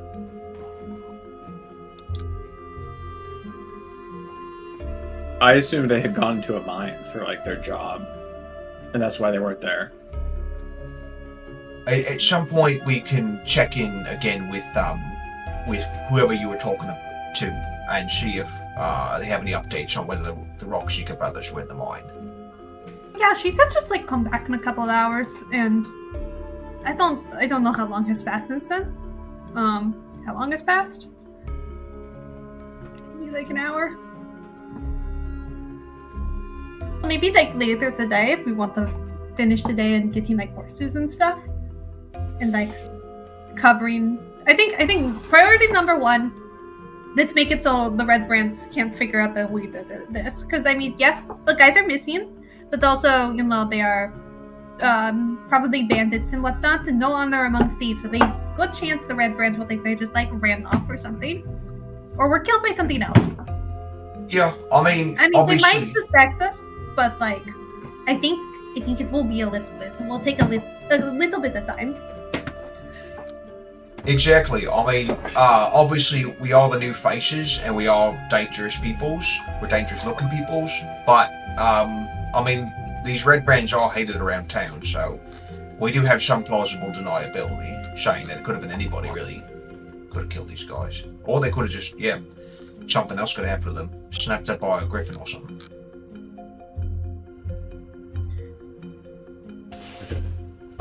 Yes, sorry. Couple questions before there was yes, the Rockseeker brothers do work at the mines that's to the south, usually southeast. Usually between Axholm and Nomengard, and then sometimes further north this way. It's a little bit of what you know of Gundren.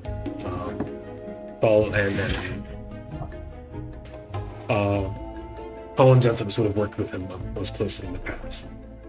And always near the hills. And there was the Phandelver Miners Change, Holly Thornton, she runs it. It was today, so I think it's been less than an hour actually since you talked to her.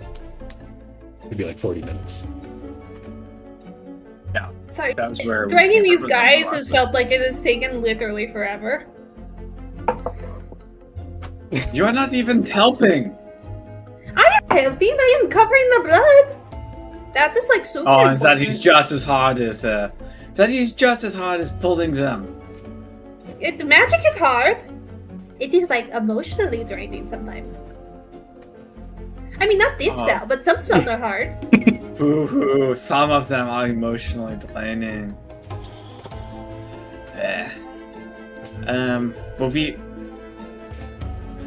Is Sildar still with us? No, he stayed behind with Darren. Okay. So have we decided if we are going to find the Rockseekers? Lisi just said that it was more than 48 hours. But we were not looking for Gundren himself. We were going to speak with his brothers. That is true. Brothers are still within 48-hour periods, so that is good. They are not even dead. They are still alive as far as we know. But that is a dead person. That is a missing person. If person is dead, it does not matter how many. I guess revivify. They are not even missing. They are at work. They are miners. I thought they were missing. Oh, I guess they are just at work.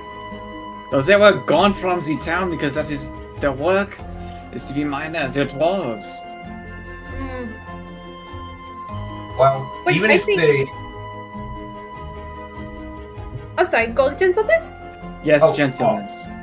Right, well, even if they are at work, we still need to talk to them quickly, because even if they haven't been taken yet, they are at risk of being taken too. Assuming what we know. I agree with gentleness. I think that the first thing that we should do is talk to the brothers. The necromancer tower seems dangerous and interesting, but he's not related to anything else directly. I think we should. I think we should consider checking out 𝐀𝐜𝐜𝐿 tunnel, and then see what that leads to. And then if that takes a couple hours, we can go talk, see if the Gundred brothers have reported to the mine, and then from there, if we find nothing, or if we square away everything that has to give us, then we head up to the old owl well to get us some boots and take care of some of that. Yeah, by the way, has anybody like hid a body before? Because I am not. I mean, in true crime, they always like say how they got the guy. So like, obviously, there's no like, this is how to successfully get away with murder. I just know how to unsuccessfully get away with it.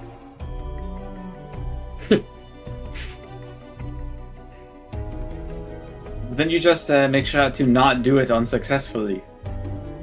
But yeah, but like all the stuff is like, don't murder your wife or husband. That is big thing because like that is always who they suspect. And that's 90% of it, really.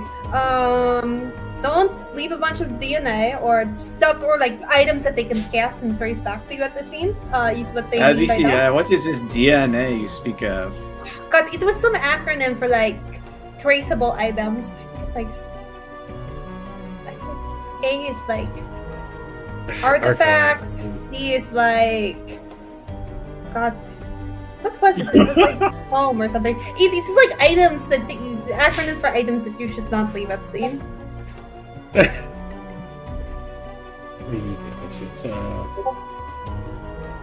know it if it was in Vogue, and even then I barely understand it. In Rogue.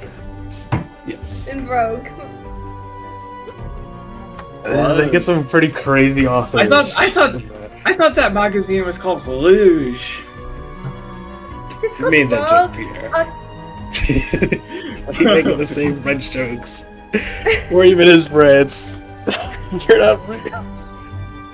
They do the thing where sometimes they have like a person or like an object on the cover, but half the time it like covers the name of the magazine, so I could not read what the full name was for a little That'd be bit. so infuriating when they do that. I thought it was Vogue for a while because they kept covering the R. You're having this conversation over an hour now. Moved 3 miles out of this is town not- with the corpses checking behind you. You're talking over the corpses, Pierre, as you're... What is that smell? This is starting to smell. Yes, Oh, pretty the corpses badly got actually. the Under the hot summer sun, pretty clear sky. You have no protection from the heat as you're moving out into the plains.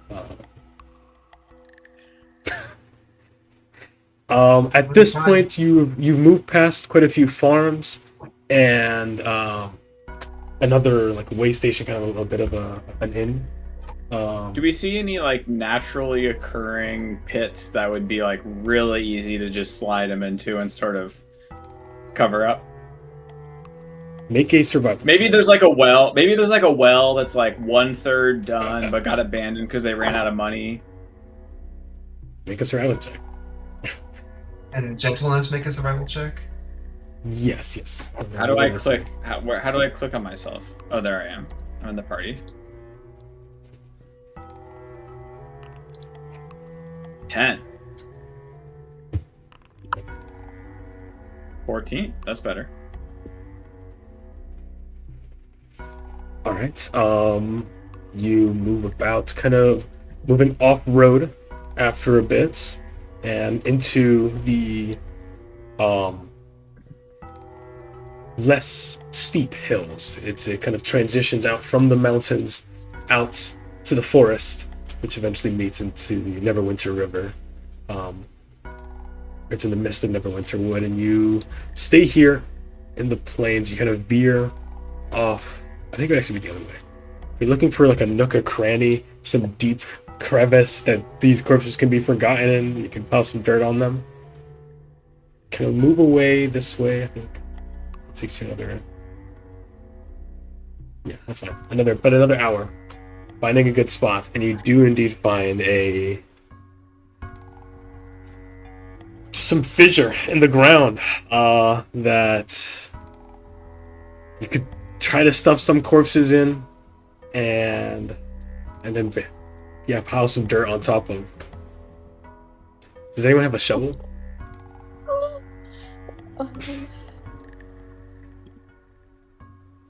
I can create a small magical trinket. I can make a little tiny shovel. 3-inch long shovel. Trowel. Yeah. I mean, it'd take a little longer, but you could try to use that. What do I have? You could also just leave the corpses there. You don't have to put them we should in. at least. I have a shield. I can use my shield. I can use my buckler. Yeah. Like the same Better problem than with the nothing. trinket Like a mining shovel. camp? Trinket trap. I could run back down and buy like a bunch of shovels. Yeah, you don't prepare for your myrtle much. Okay, let me see if Thal has one. Sure. Could we have sent someone back to town before we left to get shovels? Like what's walking into the shop to just buy shovels and rope, and it's like, don't worry about it. Yeah, I mean, you guys should This have is a mining town. It's a mining town. Is there any I guess Thal that's doesn't- true. Normal doesn't thing even have a ever is to...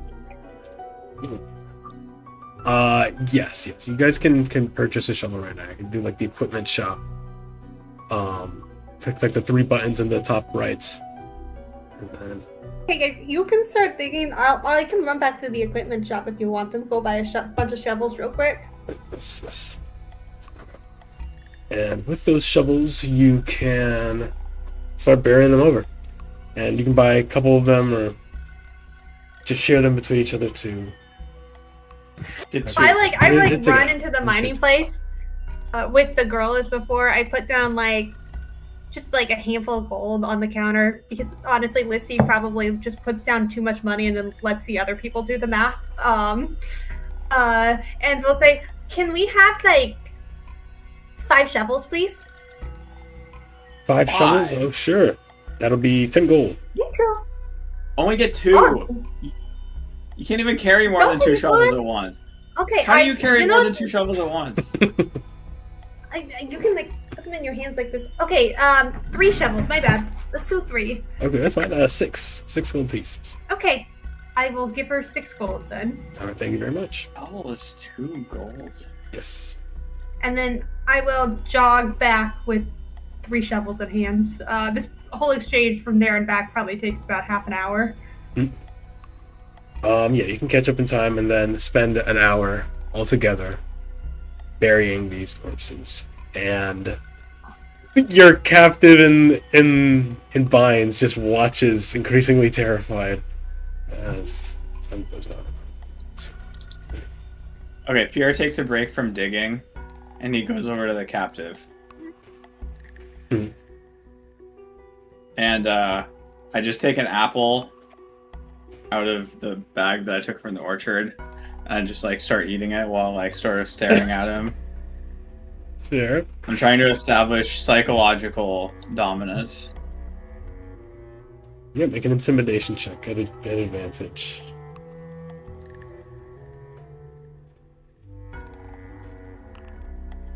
$23. Not Yeah, 20. he's pretty terrified. He's trembling. It's all about the props. He is looking around, not wildly or anything, but clearly looking for a way for him to run. But it's pretty open terrain. There's not many trees, and assuming that you took his weapons off him, he's got a short sword and a dagger, and yeah, he thinks he's going to be joining his companions in Necronis soon. I undo just his gag. I promise I won't tell anyone anywhere. Just let me go. I'll leave Phandelver and I'll never come back. I promise. Are you proud of how your life has turned out? What is your name? I need a random generator table. Mika. I'm Mika. Make one up. No, yeah, you can make one up. Mikkel. Yeah. Mikkel? Yes. I love that. MIKIL. Mikael, are you happy with where your life has led you to this moment right now? Not at this moment, no. And tell me, where do you think that you went wrong? What is the point where you went wrong? I don't know. I don't know. I'm Were you sorry. hungry and you stole for bread? Was it a crime, a passion? And then you were unemployable? What in the hell are you talking about, man? All of us, we have the past as spread before us. And sometimes once you make a choice, it is gone forever. But you are standing at a crossroads right now. A crossroads. You came this close to death.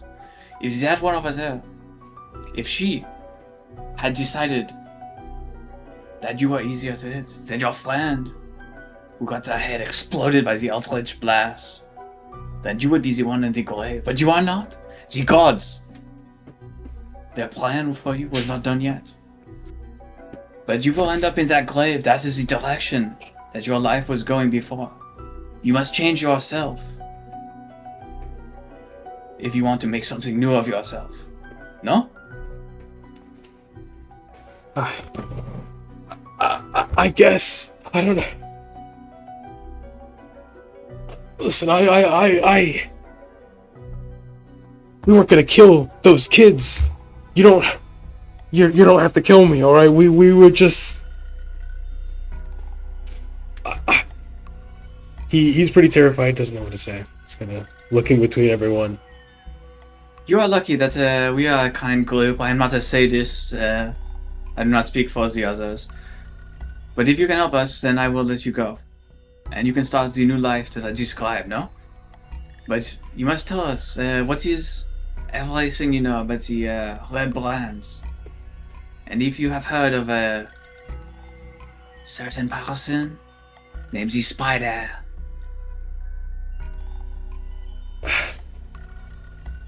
Yeah, the Spider, he's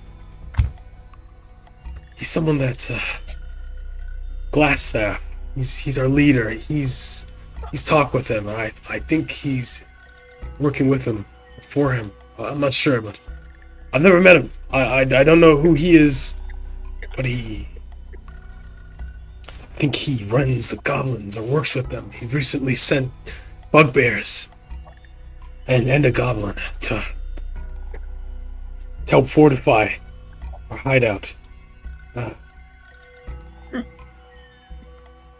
That's all I know of him. But he sent bugbears to your hideout?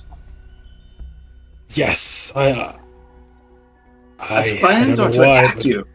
No, well, I hope not. Maybe they are spies. I'm sure they are, but they've just been staying with us, living there. Really, they come and go at night. They've been just they've been on the highway. They steal from travelers like any goblin, and then they've been manning the forts. I don't know what their ultimate goal is, but they've been increasing their numbers.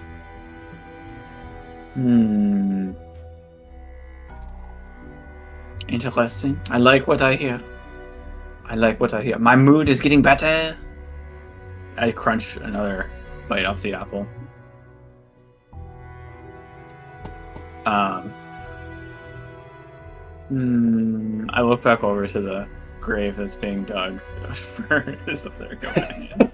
There's space for one more.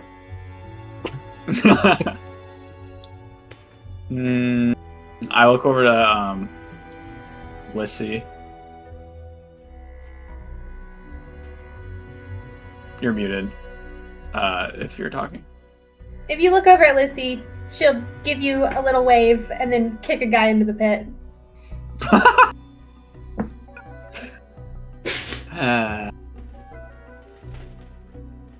Alright, what was your name? Mick something? Mikhail. Mikhail. Yes. I come from northeast, past Tribor. Okay, can I roll insight to see if I let this guy go, if we let this guy go, he'll actually scram and leave the scene and not go back to the red brands? Sure, make an insight check. Like, will there be bad consequences of actually just letting him escape? Does he seem like he's just some kid who got mixed up in it? He's definitely And, a kid. like, He's probably in his late 30s, early 40s. Oh Maybe shit! she's Okay, I like just a like good run my guidance. knife across his neck. I kill him. You got 10 years left at max anyway, so. Yeah, boom. All right, he's dead. Did you actually kill him? Yeah, and I just kick his body in the grave. Okay. Yeah, no, it's awesome. Pierre, after this lovely conversation, notices that he's got a little more stumble than he thought. Just runs him through this. What kind of ages shit is Pierre on? Alright. And he dumps him into the grave that Lisi had ready. And it's too late for you to restart your life. It's all easy. Pass it closed. Mr. Mikhail. He had the voice of a young man. There's still He had the hope. voice- You can become something new. Oh, never mind. Too late. If only I had found you 10 years earlier. Maybe. Oh, I didn't even roll to see if I believed if he would turn his life around. That's fine. God. Alright. Oh yeah, he was like super evil, I guess is weird. He was 38. He was in a band of robbers that yesterday killed a man and kidnapped his family. And he That was was a in the yesterday. process of beating up. He was in the process of beating up a bunch of kids. That's true. Humans live again. What? How long do humans live again? 38 isn't like really close to death for you, right? I think it's too close to be re-educated. You are set in your ways after 30. Okay, how old are you again, Pierre?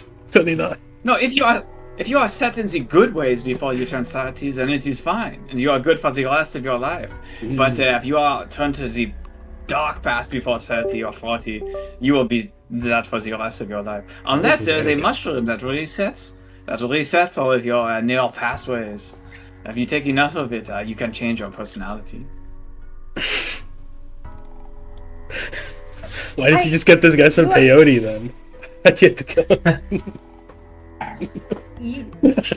You are not like almost dead, right, Pierre? No, I am not almost dead. I don't know how long people live. I am for. at 28. Okay. And that's But just, I like, am not a robber and a murderer. I do not beat up kids or kill people. I didn't. I was just trying to figure out if you had if you were older. I didn't think you were, but then you were like 30. You were like, this guy. He is 30. He's basically dead. 38. Almost 40. I do not know how old he is. Yeah. He seemed younger until right now. And I guess that is as old as he's ever gonna be. You see, yeah, bandits, they usually do not live that long. Most bandits are young because they die so often because they steal things. And when people get mad at them, they kill them. And when they are captured, they are executed. It is amazing that he lived for this long already. He is beyond his life expectancy for someone of his trade, no? I'm As not he can't innocent, will deal with Frankie. it. Stop interrogating me. I'm not Trying to interrogating kill you. us. Again, this was not the question of if you should kill this guy. I mean, I killed like 2 guys. This was I am making sure that you are not like dying in fear because I was confused. Alright. What are Pop Pop and Are we not all gentleness? dying? Are we all not dying slowly? So, are all the bodies in the hole, or are we still like pushing Yes. them in the hole? I think Pierre just kicked the last one into the hole. Okay, so after all the bodies are in the hole, Pop Pop's gonna cast Druidcraft to create some like falling leaves and kind of cover it up a little bit too. Mm. So he's just like, and he's just like doing that, and like kind of covering the tracks a little bit, covering the bodies, and he's like, oh, that ought to do it. No one will ever find these here. Yeah, get some grass on top of the Oh yeah, fresh that's true. soil. That is a Yeah. Can you sure make He's like, what do you think? What do you think, Buster? We did a good job, right? And then Buster's just like on his hat, just like looking away. Because he's just like, this is ridiculous. He's like, I have no part in this. Booster's not approved. He's off finding some anthills. Just Yeah, not he watching just like any of this.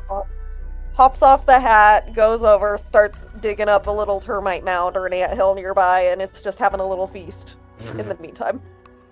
Yes. But that's what Pop Pop's doing, and then he's just kind of goes back into his own little world, and he's like, "Oh well, now's the good time for a little snooze." And Power so nap. he just kind of walks over to the side and takes a seat, and then he does his what's it called? It's the like for like Your trance, elves, your revering. the trance state. He just goes into a trance state. But that's what he's doing. Okay. Yeah. You all watch Pop Pop plop himself on a nice hill, or hillock, right here in the noon midday sun, beating down on your hat, warming you up. You guys are already on the road, and it is, well, you're off the road now, but you're out in the open.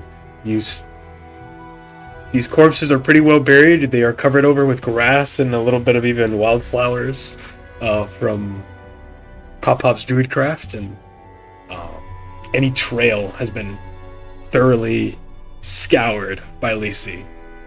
So you feel pretty secure. You got some information.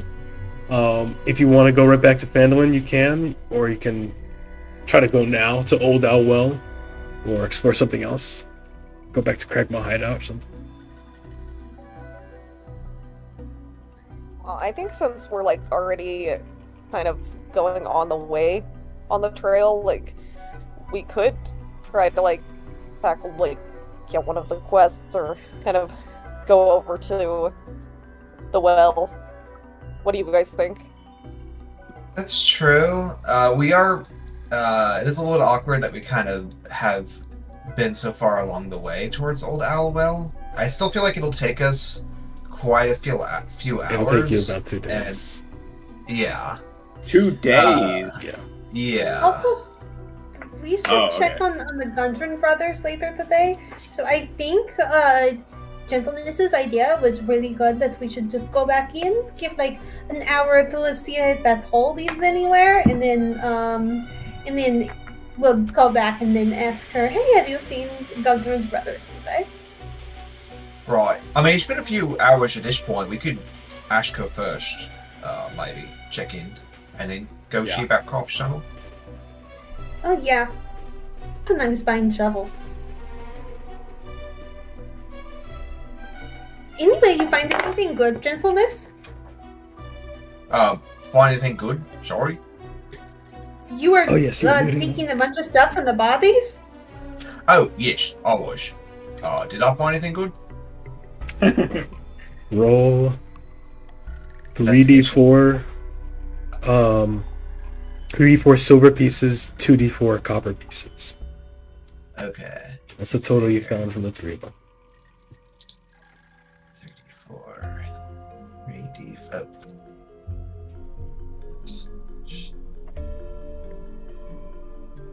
/R.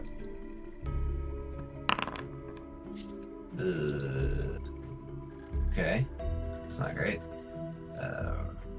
It is, I don't know. Okay, and then how much copper pieces you said? 2d4. 2d4, okay. Okay, alright. Actually, you know what? For I see why these guys were working as brigands. I needed it. They were not well off.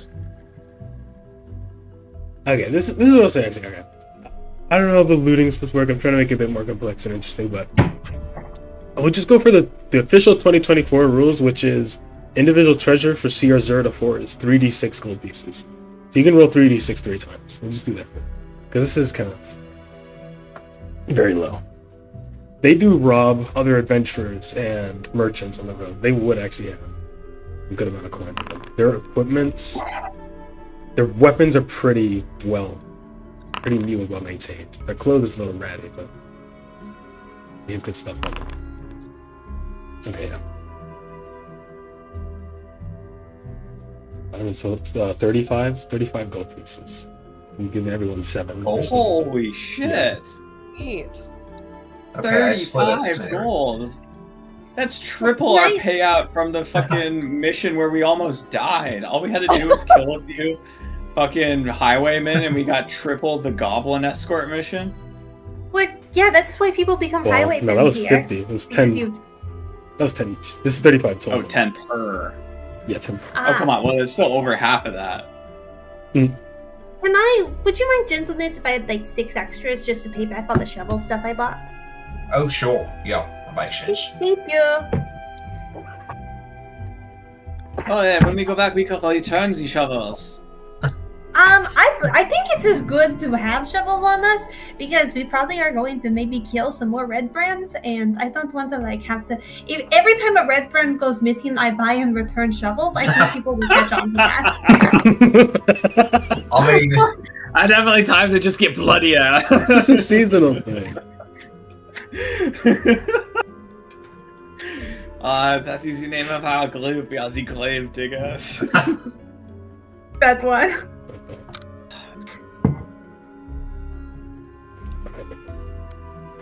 Yeah. So you guys are going back? You guys want to check out the weird hole? Oh yeah. That's right. I think we're going back into town. I do want to go to the well, Nice. but we're only like 30 minutes out of town or something, so... No, I'm talking about the Right. hole they found in the orchard that the kid told us about. Yeah, exactly. Yeah, that's cool. Let's do it.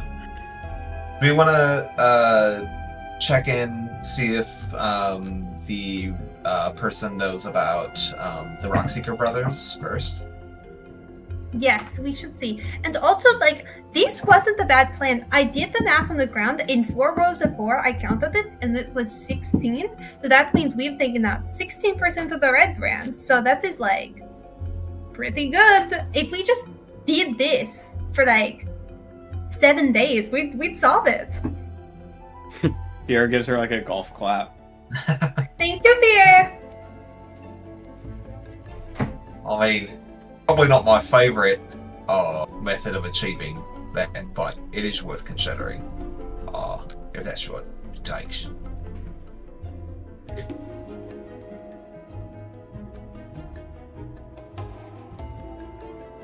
Webb, do you have any other votes, gentleness? This is just we are just coming up with ideas right now.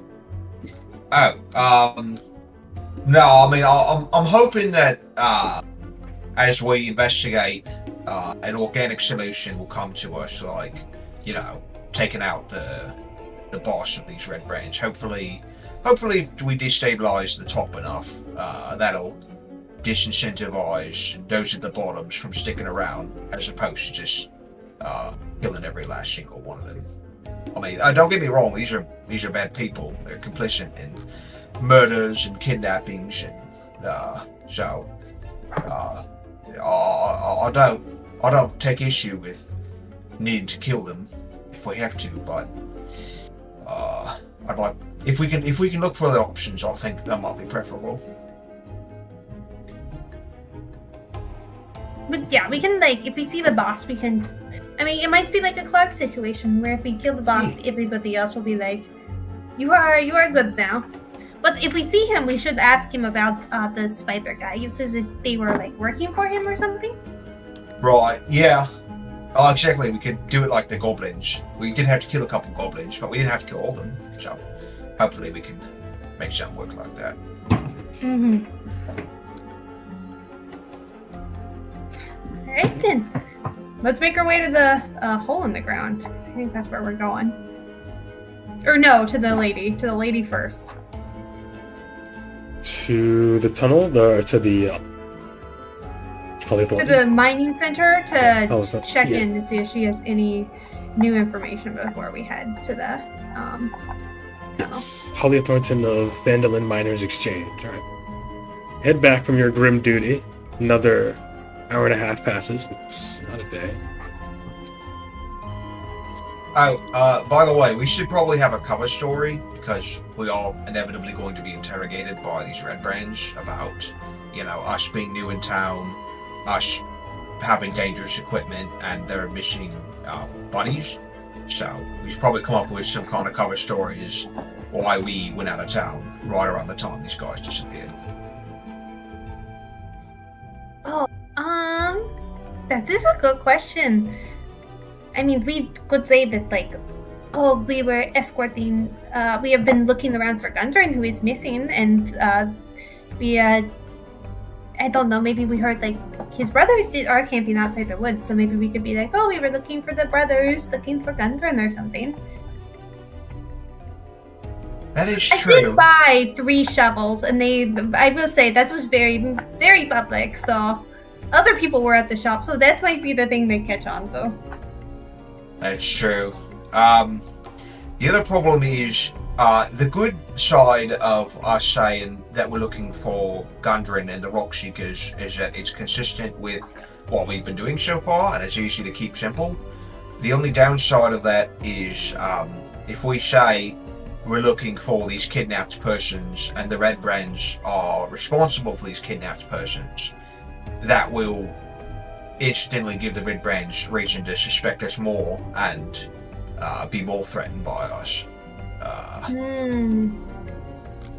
That is But a good also, point. we have been going around. We've been trying to keep it on the down low, letting everybody know, don't spread the word we're doing this, but there are limits to how secretive we've been in expressing our interest in finding the Rock Seekers. Yeah, That's and right. also let's hope none of those kids narc that we killed them all in front of them. Oh yeah.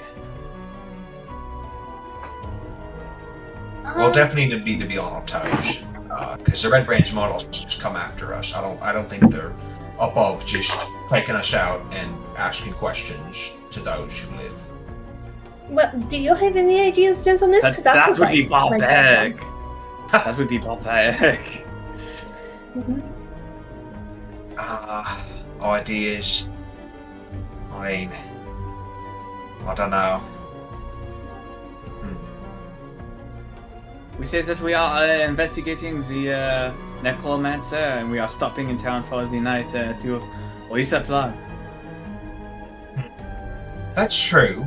We could say that we've been sent on a quest to deal with the necromancer. We could. This is an idea. Obviously, we're workshopping it. We could say we are looking for the Rock Seekers, but we imply that we don't suspect the Red Branch at all. We could just say that we think that maybe the Rock Seekers are up north, and we started to head out. I don't know why we bought shovels. I need to work on that. But we started to head out, and then realized we need to come back here to resupply. Something like that. I don't know. It's an idea. That's really good, yeah.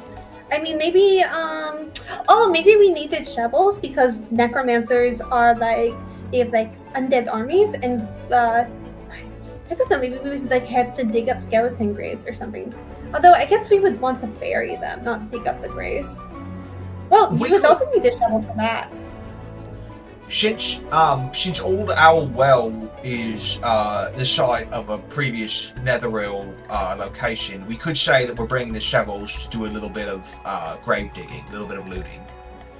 Yes, I mean, Obviously. you and Doll are like actually archaeologists, so you could like say you need shovels for that.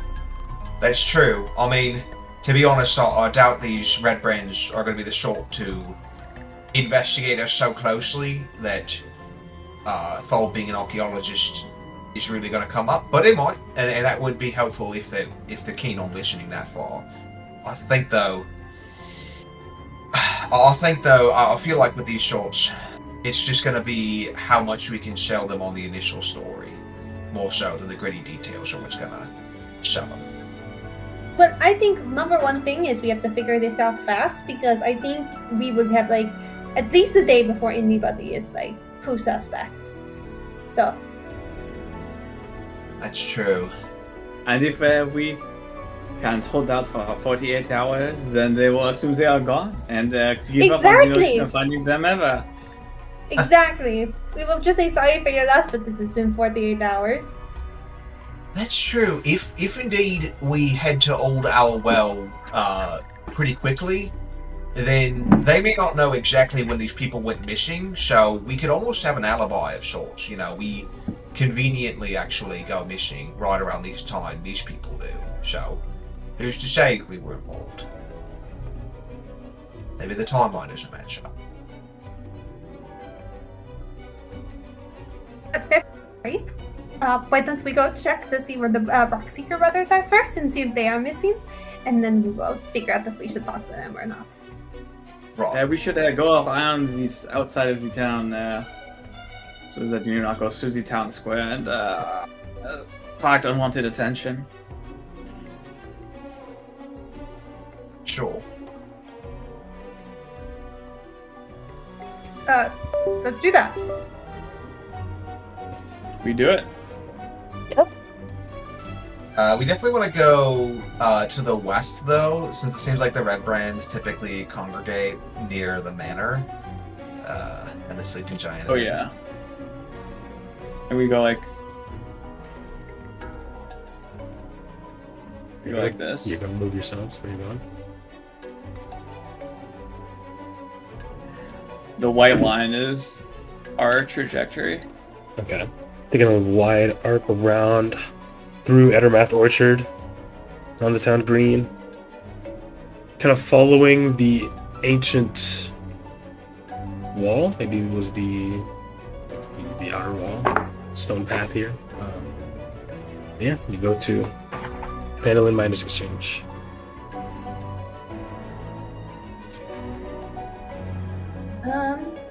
I'll move Oh. back up to the count. What was her name again? Talia Thornton. Holding a Thornton. Okay. I have another Thank idea. Oh yeah. So since our claim now is that we're interested in the undead quest, which makes sense given we're adventurers and archaeologists, we could say that we were looking for the Rockseeker brothers because we were looking for our payment, our full payment. You know, we haven't been paid in full for what we did, and that way, if we do get interrogated by the Red Branch, they don't necessarily think that we're that invested in the Rockseeker brothers. We just want our payment. So keep it kind of low key and kind of imply that we're not that interested and we've probably given up by now by the time they ask us. All right. I mean, yeah. If they ask about Gundren, we'll be like, yeah, it's been 48 hours, so you know we're doing something else now. Right. Yeah, it's only 10 gold or whatever we could say. Yeah. Okay. And then I, and along with anybody else who wants to, will move to talk to Halia. Yes, you enter once again I go into up, yeah. this small building. Mhm. Theodore. Actually, sure, Theodore can go. Let's see. You see Pierre enter in first. The other two, are you just standing guard outside, or are you gonna come in after a few minutes? Gentleness will hide nearby and keep watch. Pop-Pop's gonna sit on like a bench or like a barrel or something outside and like doze off a little bit. He'll like cover his head with his hat like over his eyes and just like doze off a little bit.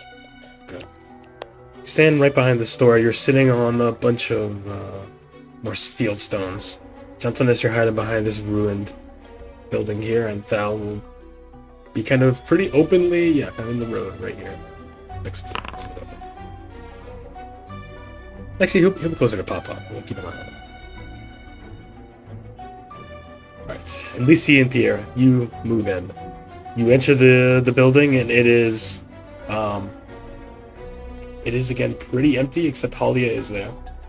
Even her pages are gone now. She is sitting at a big desk right in the center. There's three sides. It's like a square, but only three sides are actually there of the desk.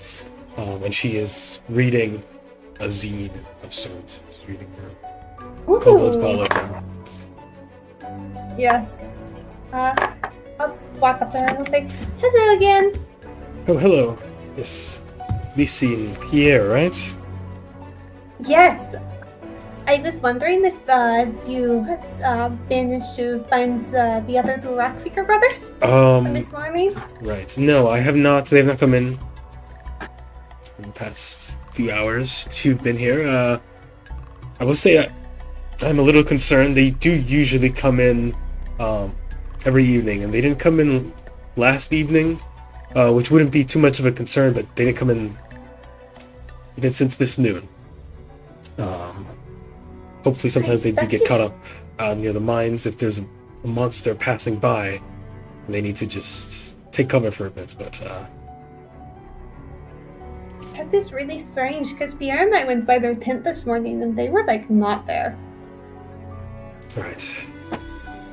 Well, I've checked a bit of their records, the most recent ones, and their most recent expeditions have been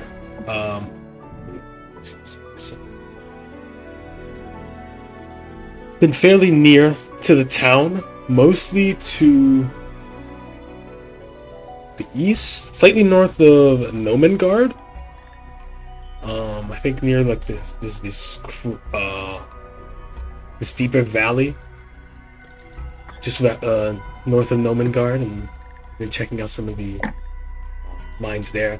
Nomengard itself is known for some of the wild magic that has been imparted there, so I think they were looking for some peculiar finds. Yeah, Lissy will take out her notebook that she's been using to take her little entries on Thal's book and write down like north of Nomengard. It's crazy magic, question mark.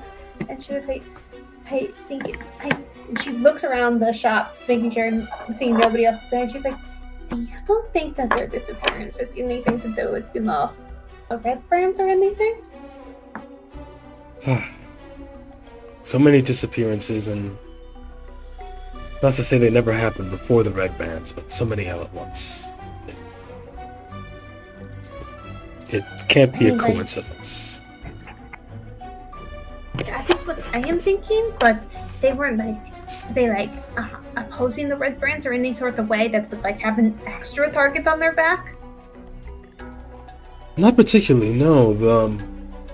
Gundren was out of town since the Red Brand showed up. He was already gone before they revealed themselves, started wearing the Red Brands. The others, Nundro and Tharden, they're pretty reclusive, I suppose. They keep to themselves. They hang out with the other miners, usually in the mines, though. They don't really come here that often. You should have come here in the evenings. That's when there's a lot more activity here. The miners can discuss their findings and share their tales. Rockseekers aren't, other than Gundren, aren't like that.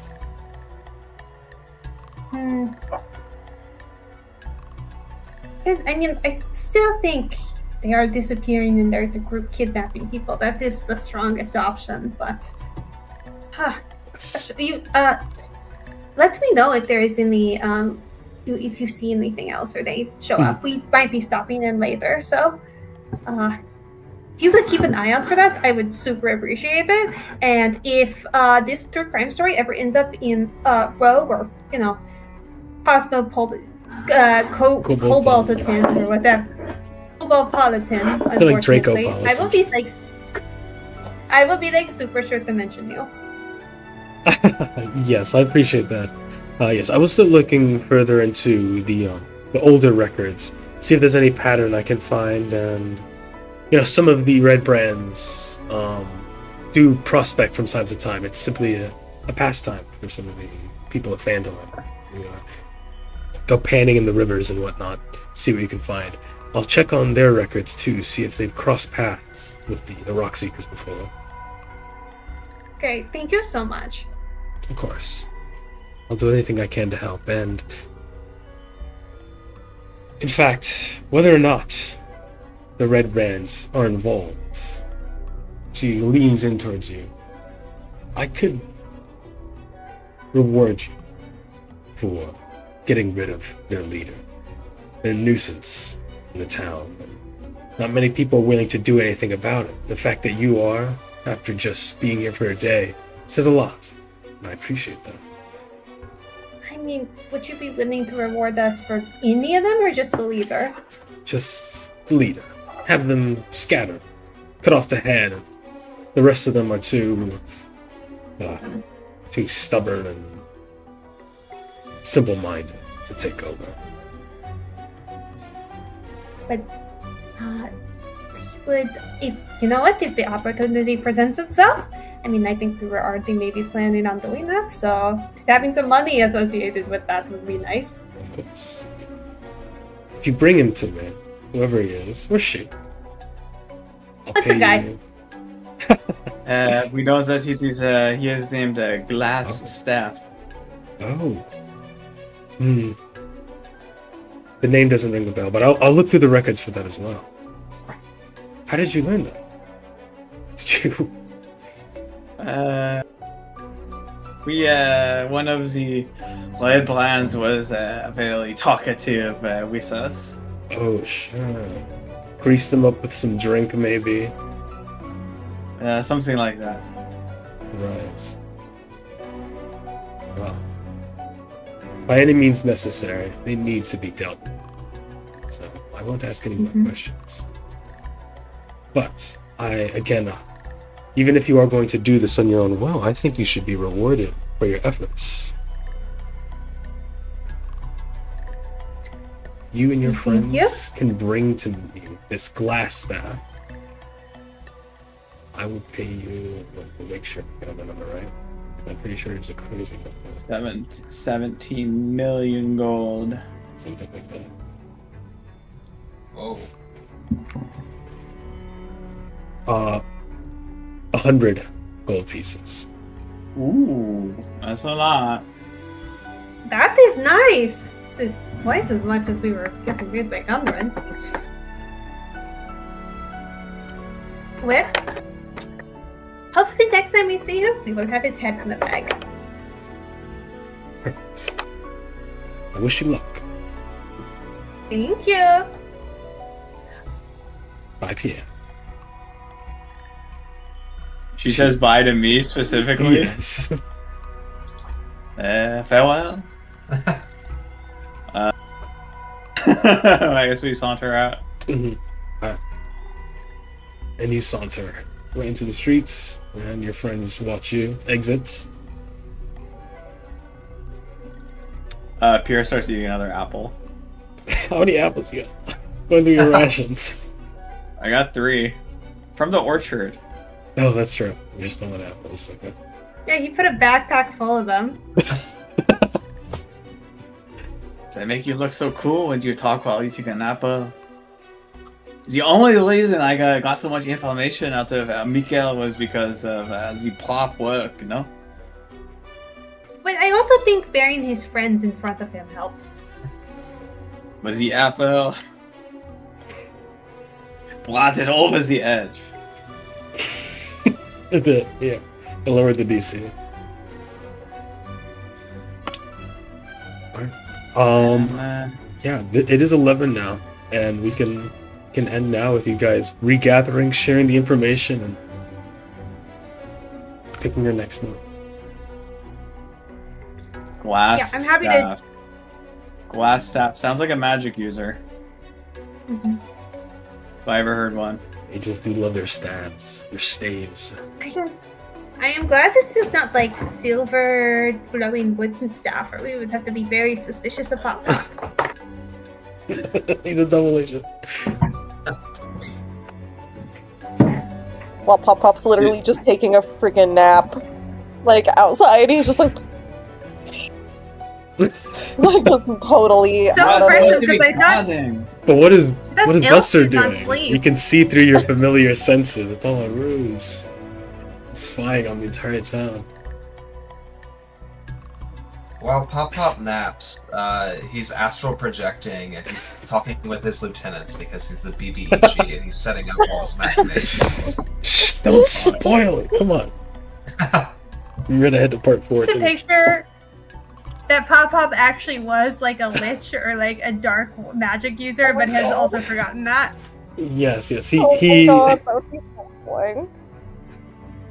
He bends over. You see he's wearing no pants, and on his left butt cheek is a tattoo of a black spider. My Oh gosh. shit. You have a tramp stamp? Sorry, what was that? Pop Pop, you were Nothing, supposed I to be guarding. You're supposed to be on the lookout, Pop Pop. What? I thought I was just taking a nap. What's wrong with taking a nap? We have never set Pop Pop for watch, ever. Oh, I wasn't. I didn't know I was supposed to keep watch. What was I supposed to be watching? Fuck Red Lands!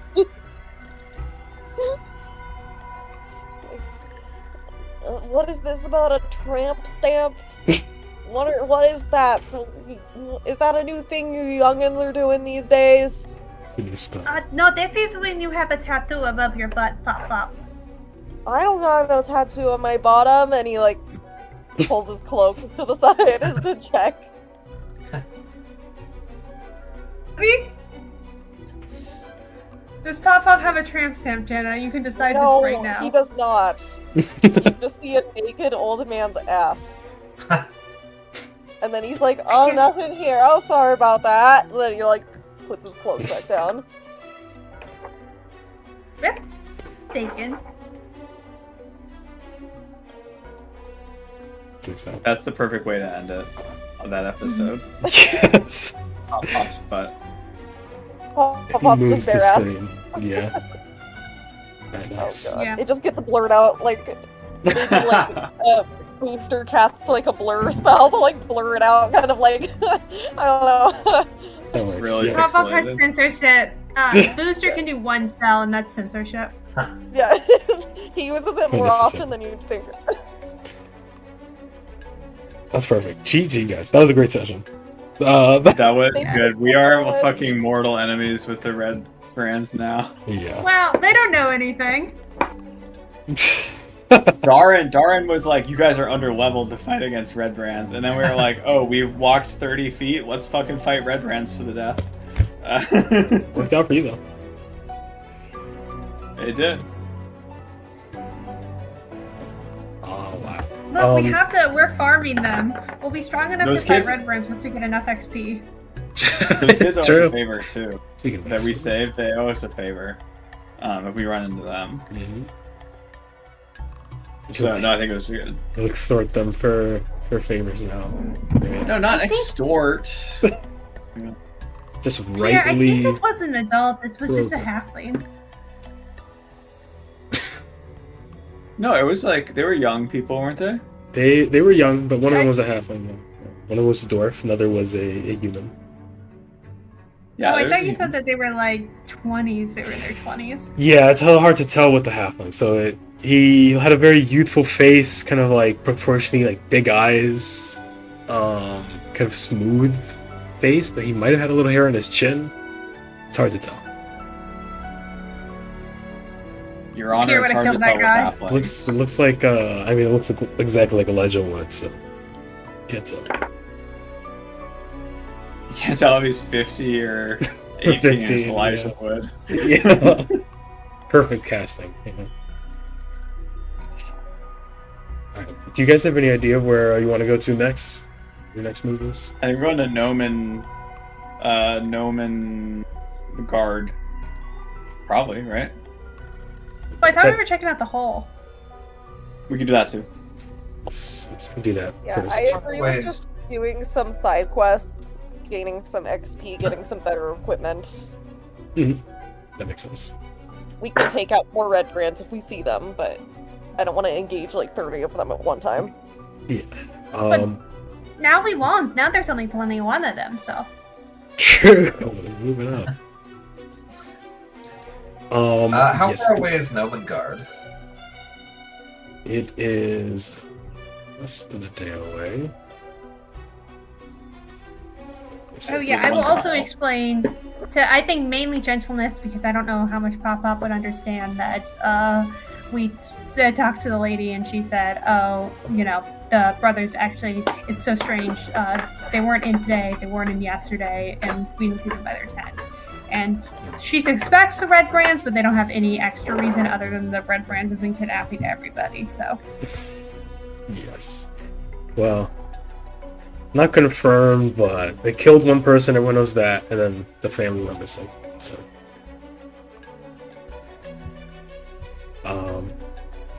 yes. Okay. So Nomengard is 4 days away. 12 miles. About 12. Sorry, not 4 days. 4 hours. 4 hours away. 12 mile journey through the hills. On the way there, so there's a quest to go to Nomengard and restore trade. There's some merchants that come from Nomengard that haven't been seen in a couple weeks, so they wanted someone to go there and check what's happening. There's 25 gold piece reward to just find out what's happening, and 50 gold pieces if you successfully restore the trade. And bring something was back. this on the It's on the notice quest board? Yes. So you can do this. Okay, well, we might as well.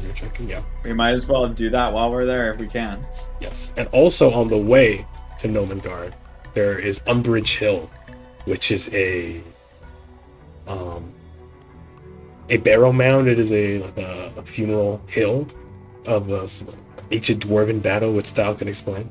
And it is also the site of the apothecary of Phandelver, a Dabra Gwyn who lives in a windmill on Umbrage Hill. And they want some supplies deliver so that she can continue making her potions for them. So you can do that on the way as well. So you can get 2 quests done on the way to Nomengard and then explore a little north of there, or however order you want to do that. Yeah, taking a quest right away, so just we have an alibi real quick, I think is pretty good. Good idea. And also for in the city right now, if you want to ask about the tunnel, you can do that before you leave, and we can do that right now. Go to Alderleaf Farm, just across the way. There's a kid. Yes. Carp, the boy who found the entrance to the tunnel. Yes. You can go back down the road, across this hill, or even, oh yeah, use your way. So you can go right to the front door of Alderleaf Farm and knock. Who's gonna knock? Who looks the least insane? Lissy, maybe? I don't know. Yeah, Lissy could knock. You knock on the door? The one who looks the least like a child predator, I think. On the door. Wow. Sure. Wow. I'll say actually. What? Because there's an old man, a Frenchman, a goblin, and a dragon. And a snake lady. And you win just by not being any of those. Lissy looks like maybe she would eat a child. So maybe a child predator in that way. Literally, you are a carnivore. She's an omnivore, first of all. Well, you have carnivorous nature. Yeah. So do you. Alright, anyway. Okay, it's not you don't have to go to the front door. It's that as you're walking, you see a woman working in the farm. And you can go up to her. You wave her over and she walks up to you. She's got her sickle in hand and she's de-weeding. Hello? So just to set the record straight before I ask her anything, this isn't like the kid that ran up to us. This isn't like her kid, right? This is like no, the kid that ran up this to is you. the kid is like We ran into Pip, who was the Stonehill and the Stonehill's boy. He said that another kid named Carp, who worked or lived on this farm, was the one who found the tunnel. Yes.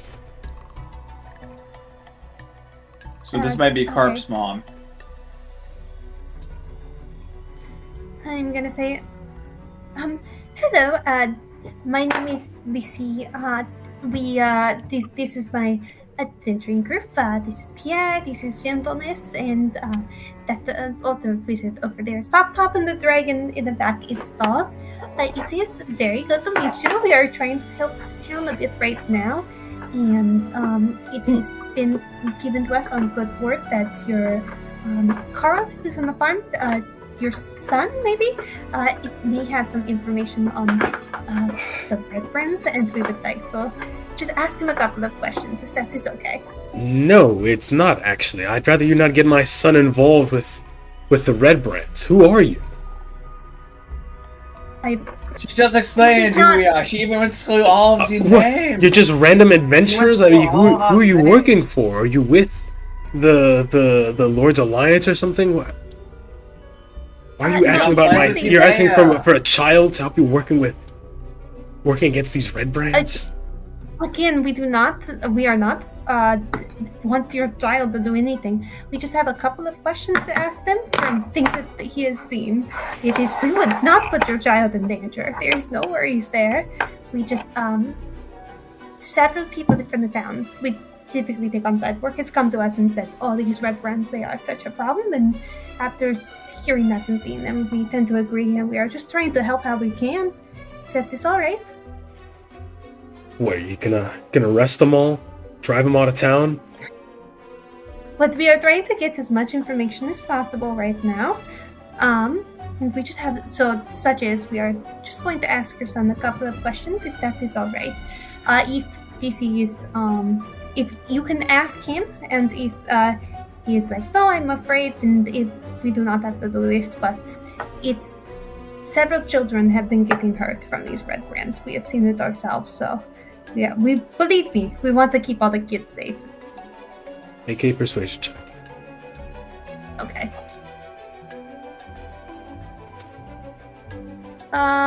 Persuasion.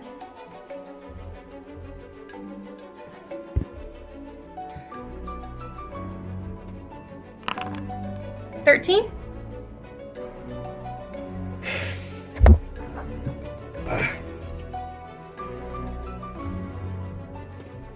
Fine. You can ask him your questions. I'll take you to him. I think he's at Stonehill Inn right now with his friend. Thank Come you on. so much. Just keep him out of danger. Just ask him questions. Oh, yeah, I mean, you can be with us the whole time if you want. Yes, I'm coming with you. And she puts down her sickle by her house. Starts leading you down the road, and she takes you. We would not ask to be in love with the child. We are just trying to help with these Red Brands. Mm-hmm. And she'll take you like... down the road and cuts the way, and she'll take you to Stonehill Inn. And you gather. And you do see in Stonehill Inn a little bit of activity, a couple travelers having a midday meal, and you see those same three you saw before talking with Pip and Carp. Mm-hmm. And they make eye contact with you. The halfling kind of looks away, then looks back and like nods, and then just looks to his drink. And the dwarf waves over to you and smiles. Hey, hello. The most racist dwarf name I've ever I had a couple of them. Talk to Wizards of the Coast, alright? That's not Jeremy Crawford. That's like naming an elf like bow and arrow pointy ears. What do you know about my bow and arrow? Okay, to be fair, that is a real. Okay, there is an Old Norse guy. There's a saga about him, I'm pretty sure. At least he's a character in a saga called Orvar Odd, which just means arrow odd, which just means like points. Odd is like the tip. So his name is literally Arrow Tip. That's his whole Arrow tip, pointy ears. Yeah. So this is real. Anyway. Yeah, she goes up to you. She's got the bright red hair and this dark golden brown skin. She starts shaking your hand with these big broad hands. And she's pretty well built and pretty tough, but it seems that she just was not as experienced as these red brands. And yeah. Heather, She's oh still wow, you have a bleeding strong since- grip. Yes, yeah. I've gone down to the mines a few times. I work around town, and I know how to swing my hammer. I guess I just not well enough. My ribs hurt, but beer's helping. That is good to hear. Everybody, all of you guys got out okay? Good to hear. Oh yeah, we're fine. Quinn, well, he didn't get any more beat up than I did, but he can't take it quite as well. Shut the hell up. The halfling shouts back. Or not shouts back, he just says back. Thank you for saving us. I don't know if they would have killed us, but that was pretty dumb. I'm sorry. No. Obviously, if you did it, I would. So. And there's a silence. I'm glad that you are okay. Might come back in a bit to ask you questions about red brands if you wouldn't mind staying around. We just have somebody else we are questioning first. No, wait, Carp is here, no? Yes, Carp is right there at the table with Oh, Carp is here. Okay, Yes. sorry. Wait, I guess we don't know what Carp looks like. We don't know what Carp looks like. you actually So, would know because when his mother walks in, he sits up straight, and though he does not have beer in his hand, there's the 3 bugs of beer at the table, and he kind of moves away from them.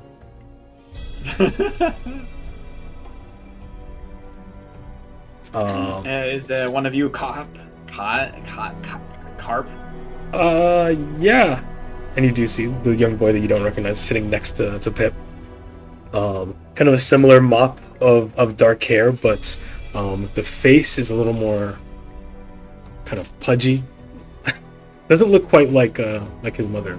But maybe more like the father. But yeah, who are you? Who are these people, Mom?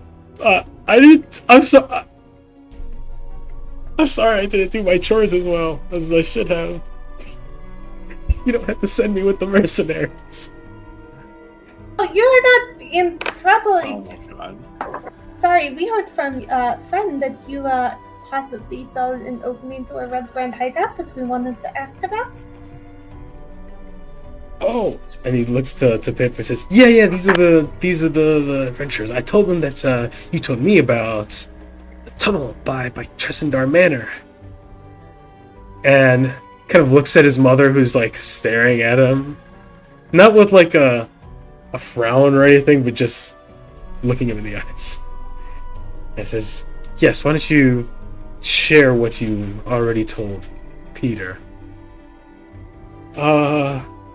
Right, yeah. There's a tunnel in the woods by Tressendar Manor. The red brands and these scary looking. I don't know what they are, but they got big ears, sharp teeth. They've got I don't know, dirty fur. They kind of look like I don't know. They look like Bugbears. a bear with mange. Is that what a bugbear is? Oh, that's terrifying. Oh gosh. Every time they were described, I thought they would just be more like an actual bear, more like fat. These guys were like weird and had long arms. Ugh.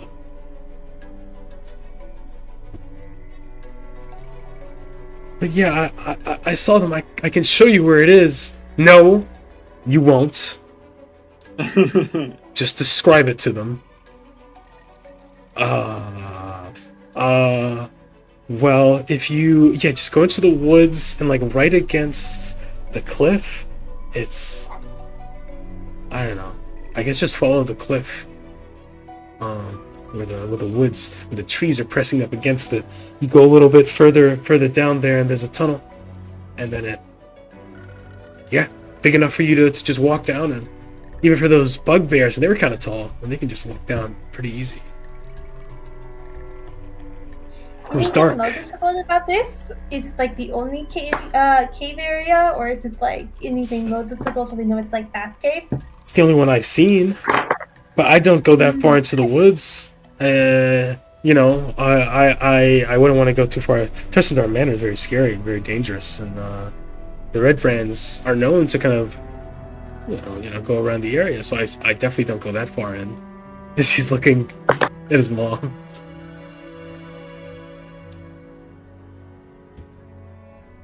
But that's the only tunnel I saw. I swear, that's true. I mean, everything I said is true. And would any of you guys happen to know anything else about the Red Brands that I do not know that we should like use and maybe help get them out? They love to go by. Oh, this is Peter or Pip. He says they hang around Sleeping Giant Inn. That's run by a dwarf lady. I forget her name. But yeah, they love hanging around there. There's not even a rooms to stay there. I don't know where they actually sleep. Wait, it's an inn and there's no rooms to stay in? No, I'm sorry, it's not an inn. It's like a tavern. It's just a bar. Oh. Maybe that is connected to the tunnels that you noticed. Oh, you think there's tunnels all underneath Phandalin? Ooh, that makes sense. That's where all the miners go. It's a mining town.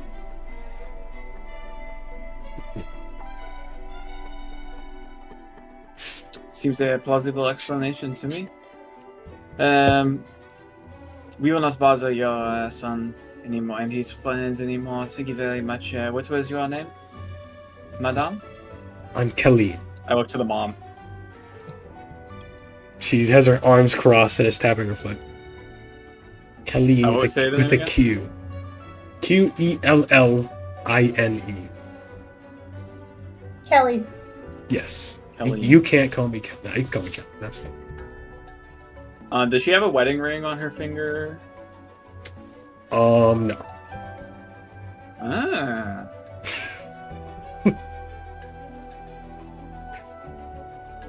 She does not look at you with the same favor that Halia did. Just, if you have enough, ask all your questions you want out of him now. I'd rather you not come back to him again later. We have nothing else. Thank you very much. We will not endanger you, the Farm Association. Let's go, everyone. Yes, goodbye. Thank you so much. You've all been of great help. Sure. Before Gentleness leaves, he will go over to the children and say, so, we were very happy to help you all in your time of need. But do keep in mind the Red Branch are still a big presence here in this town. So, as exciting as it may be to talk about what happened today, it's very, very important for the safety of all of us that you do not talk about it anymore. Like, I'm serious. Not only will we be in danger, but if the Red Branch, hear you talking about this stuff, they'd be very interested in hearing what you have to say, and they may not be very nice in asking. So, for your safety and ours and everyone in the town, you cannot talk about this anymore. If anybody asks, you were not there. We understand. The halfling says. We definitely won't tell anyone we got our asses fucking rocked. Yes. you come up with a conjoined story for all of you. Get your story straight. Make sure you were playing anywhere else. Right. We'll have an alibi. And Ruby brings in, what did you guys do with them anyway? Well, obviously we had to rough them up, given that they were roughing you up, and that, Naturally. Yeah. So, anyways, I think we're all good to head out, and Gentleness is gonna turn and start heading out. Whoa. Same. Are they gonna find us again? Gentleness is walking away. Oh, we're gone. We're gone. As they ponder that question, you guys walk out into the streets, and you see, as you walk out, across the way, their red brands watching, drinking from their mugs, and they were clearly just having their conversations, but they see you swing the door open, and they kind of just side-eye you.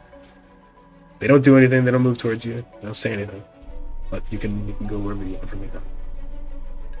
Is this more mean mugging than we were getting before? Or is it just typical, glaring at people? It's a little longer lasting. It's the same energy, but they're kind of actually watching you walk wherever you walk away to. Or you can go up to them if you like. Out of character. Really quick. I need to hop off. Yes. I'm so sorry because I have work in the morning. So is now a good stopping point? Yes. This is the perfect time for us to end for tonight. Okay. This always happens. Even before you guys join in Ocelot, Joel is always like, and that's where we'll stop, and then someone keeps repeating, and then we go another half hour. It's so funny. It always happens. Your is just too good. It's too many loose threads to pull. Yes. Every moment. I'm excited for next session with everyone to do some side quests and beat up some more red brands. Beat up. Yeah. And then execute. Just beat them up. Nothing else. Nothing more. Non-lethally. Don't worry about it. Max damage, Eldritch Blast, and Hex. They're just gonna be like a husk on the ground. Yeah. Can't prove the murder if there's no body. Well, GG. Exactly. Okay, guys. Yeah, I it'll gotta be a hop real off. problem Yes. if this Good night. necromancer. Hi, Jenna. See you next week. Bye. Bye, guys. See you later. The necromancer. If we put the corpses too close to wherever this necromancer is, That is a good I don't point. think we're anywhere close to that. We'll have to fight them all again. That's how you XP farm. You just keep killing them over and over again and keep putting them next to a necromancer. Oh no, do you we think did we our could- mass grave for the red bands right next to the necromancer tower. Whoops. Whoops. Do you think we could bring the corpses to the red brands to the necromancer as like a bribe? That's an idea. Who knows? Like, hey, we're chill. Let's try. Just dig him up again and drag him for 2 days down the road. Guys, I didn't spend 6 gold on shovels for nothing. We got to get the use out of them. That's so true. Yes. You get your money's worth. 6 gold is so much. Shovels I was are gonna say, shovels are in high demand in Phandelver. when Gentleness first shook down the red brands and they only had like 50 cents on them, I was like, damn, guys, it costs more to bury them than they have. This was a net loss. Okay, I mean genuinely that might be more realistic, but you guys are gonna only use gold. Okay, I kind of want you to do the you use your rations and you're spending your gold in town for your what do you call it? Your living expenses. Yes. I think you just be spending 1 gold a day. So like every time you're in town, just subtract 1 gold. Which might, if you're literally only getting pennies from everyone you rob. That is a question of like where are they staying? Oh, how can they afford anything? Yeah. How are they affording so much ale? always drinking. Yeah, there's just not good loot. There's oh my god, there's no good random tables or anything in the DMG. It's so sparse. $40 for anyway. We don't have to roast Wizards of the Coast on stream. Any of others have done that. They'll send a bounty hunter to our. Yeah, we gotta. Didn't they Literally. stick In their Minecraft, pins on the guy? Yes, They they did. They'll literally send a did. PI to our front To door. be fair, that Try was to for get our- magic cards, so I think we're safe. I don't have any physical magic cards, They Me do. neither. Cool. so we're not threatening their IP. Oh, that's awesome, Session. This campaign is so much fun. Thanks so much, Joel. Thank you guys. Thank you, Joel. And all. GG. Good night. Sleep tight. Good night. GG. Don't let the goblins bite. That's racist. Yes, gentleman's can bite as much as he wants. Did we? I mean, I have to ask because it is so early levels. Did we, by any chance, get enough? Like, how much XP did we get from killing those guys? From today, it was I think 40 XP each. Okay. How many did we kill? 4 each. 4. Yes. 4 times 40. How do you got 80 XP each? 80 XP each. Yes.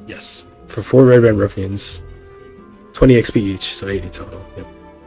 Oh, 80 total. Okay. So we each got 80 total. Yes. Okay. Yeah, that's not good. Okay. Just wanted to know. Yes. I don't know if I 3D said for that XP. wrong. Yeah. Plus 80 right now. I think you're at 590 right now. Okay. Yes, I've been finagling with XP. Your XP, the exact amounts are going to fluctuate a bit as I finagle with things, but I think I got the level, like what level you guys are going to be down at any, well, at least for the main stuff. Yes. You didn't get to use many of your tactician features anyway, so, but yeah. That's true. Keep that in mind next time. Okay. That's Alright. Yes. GG. Yes, CJ. Bye-bye. Bye-bye. And good night.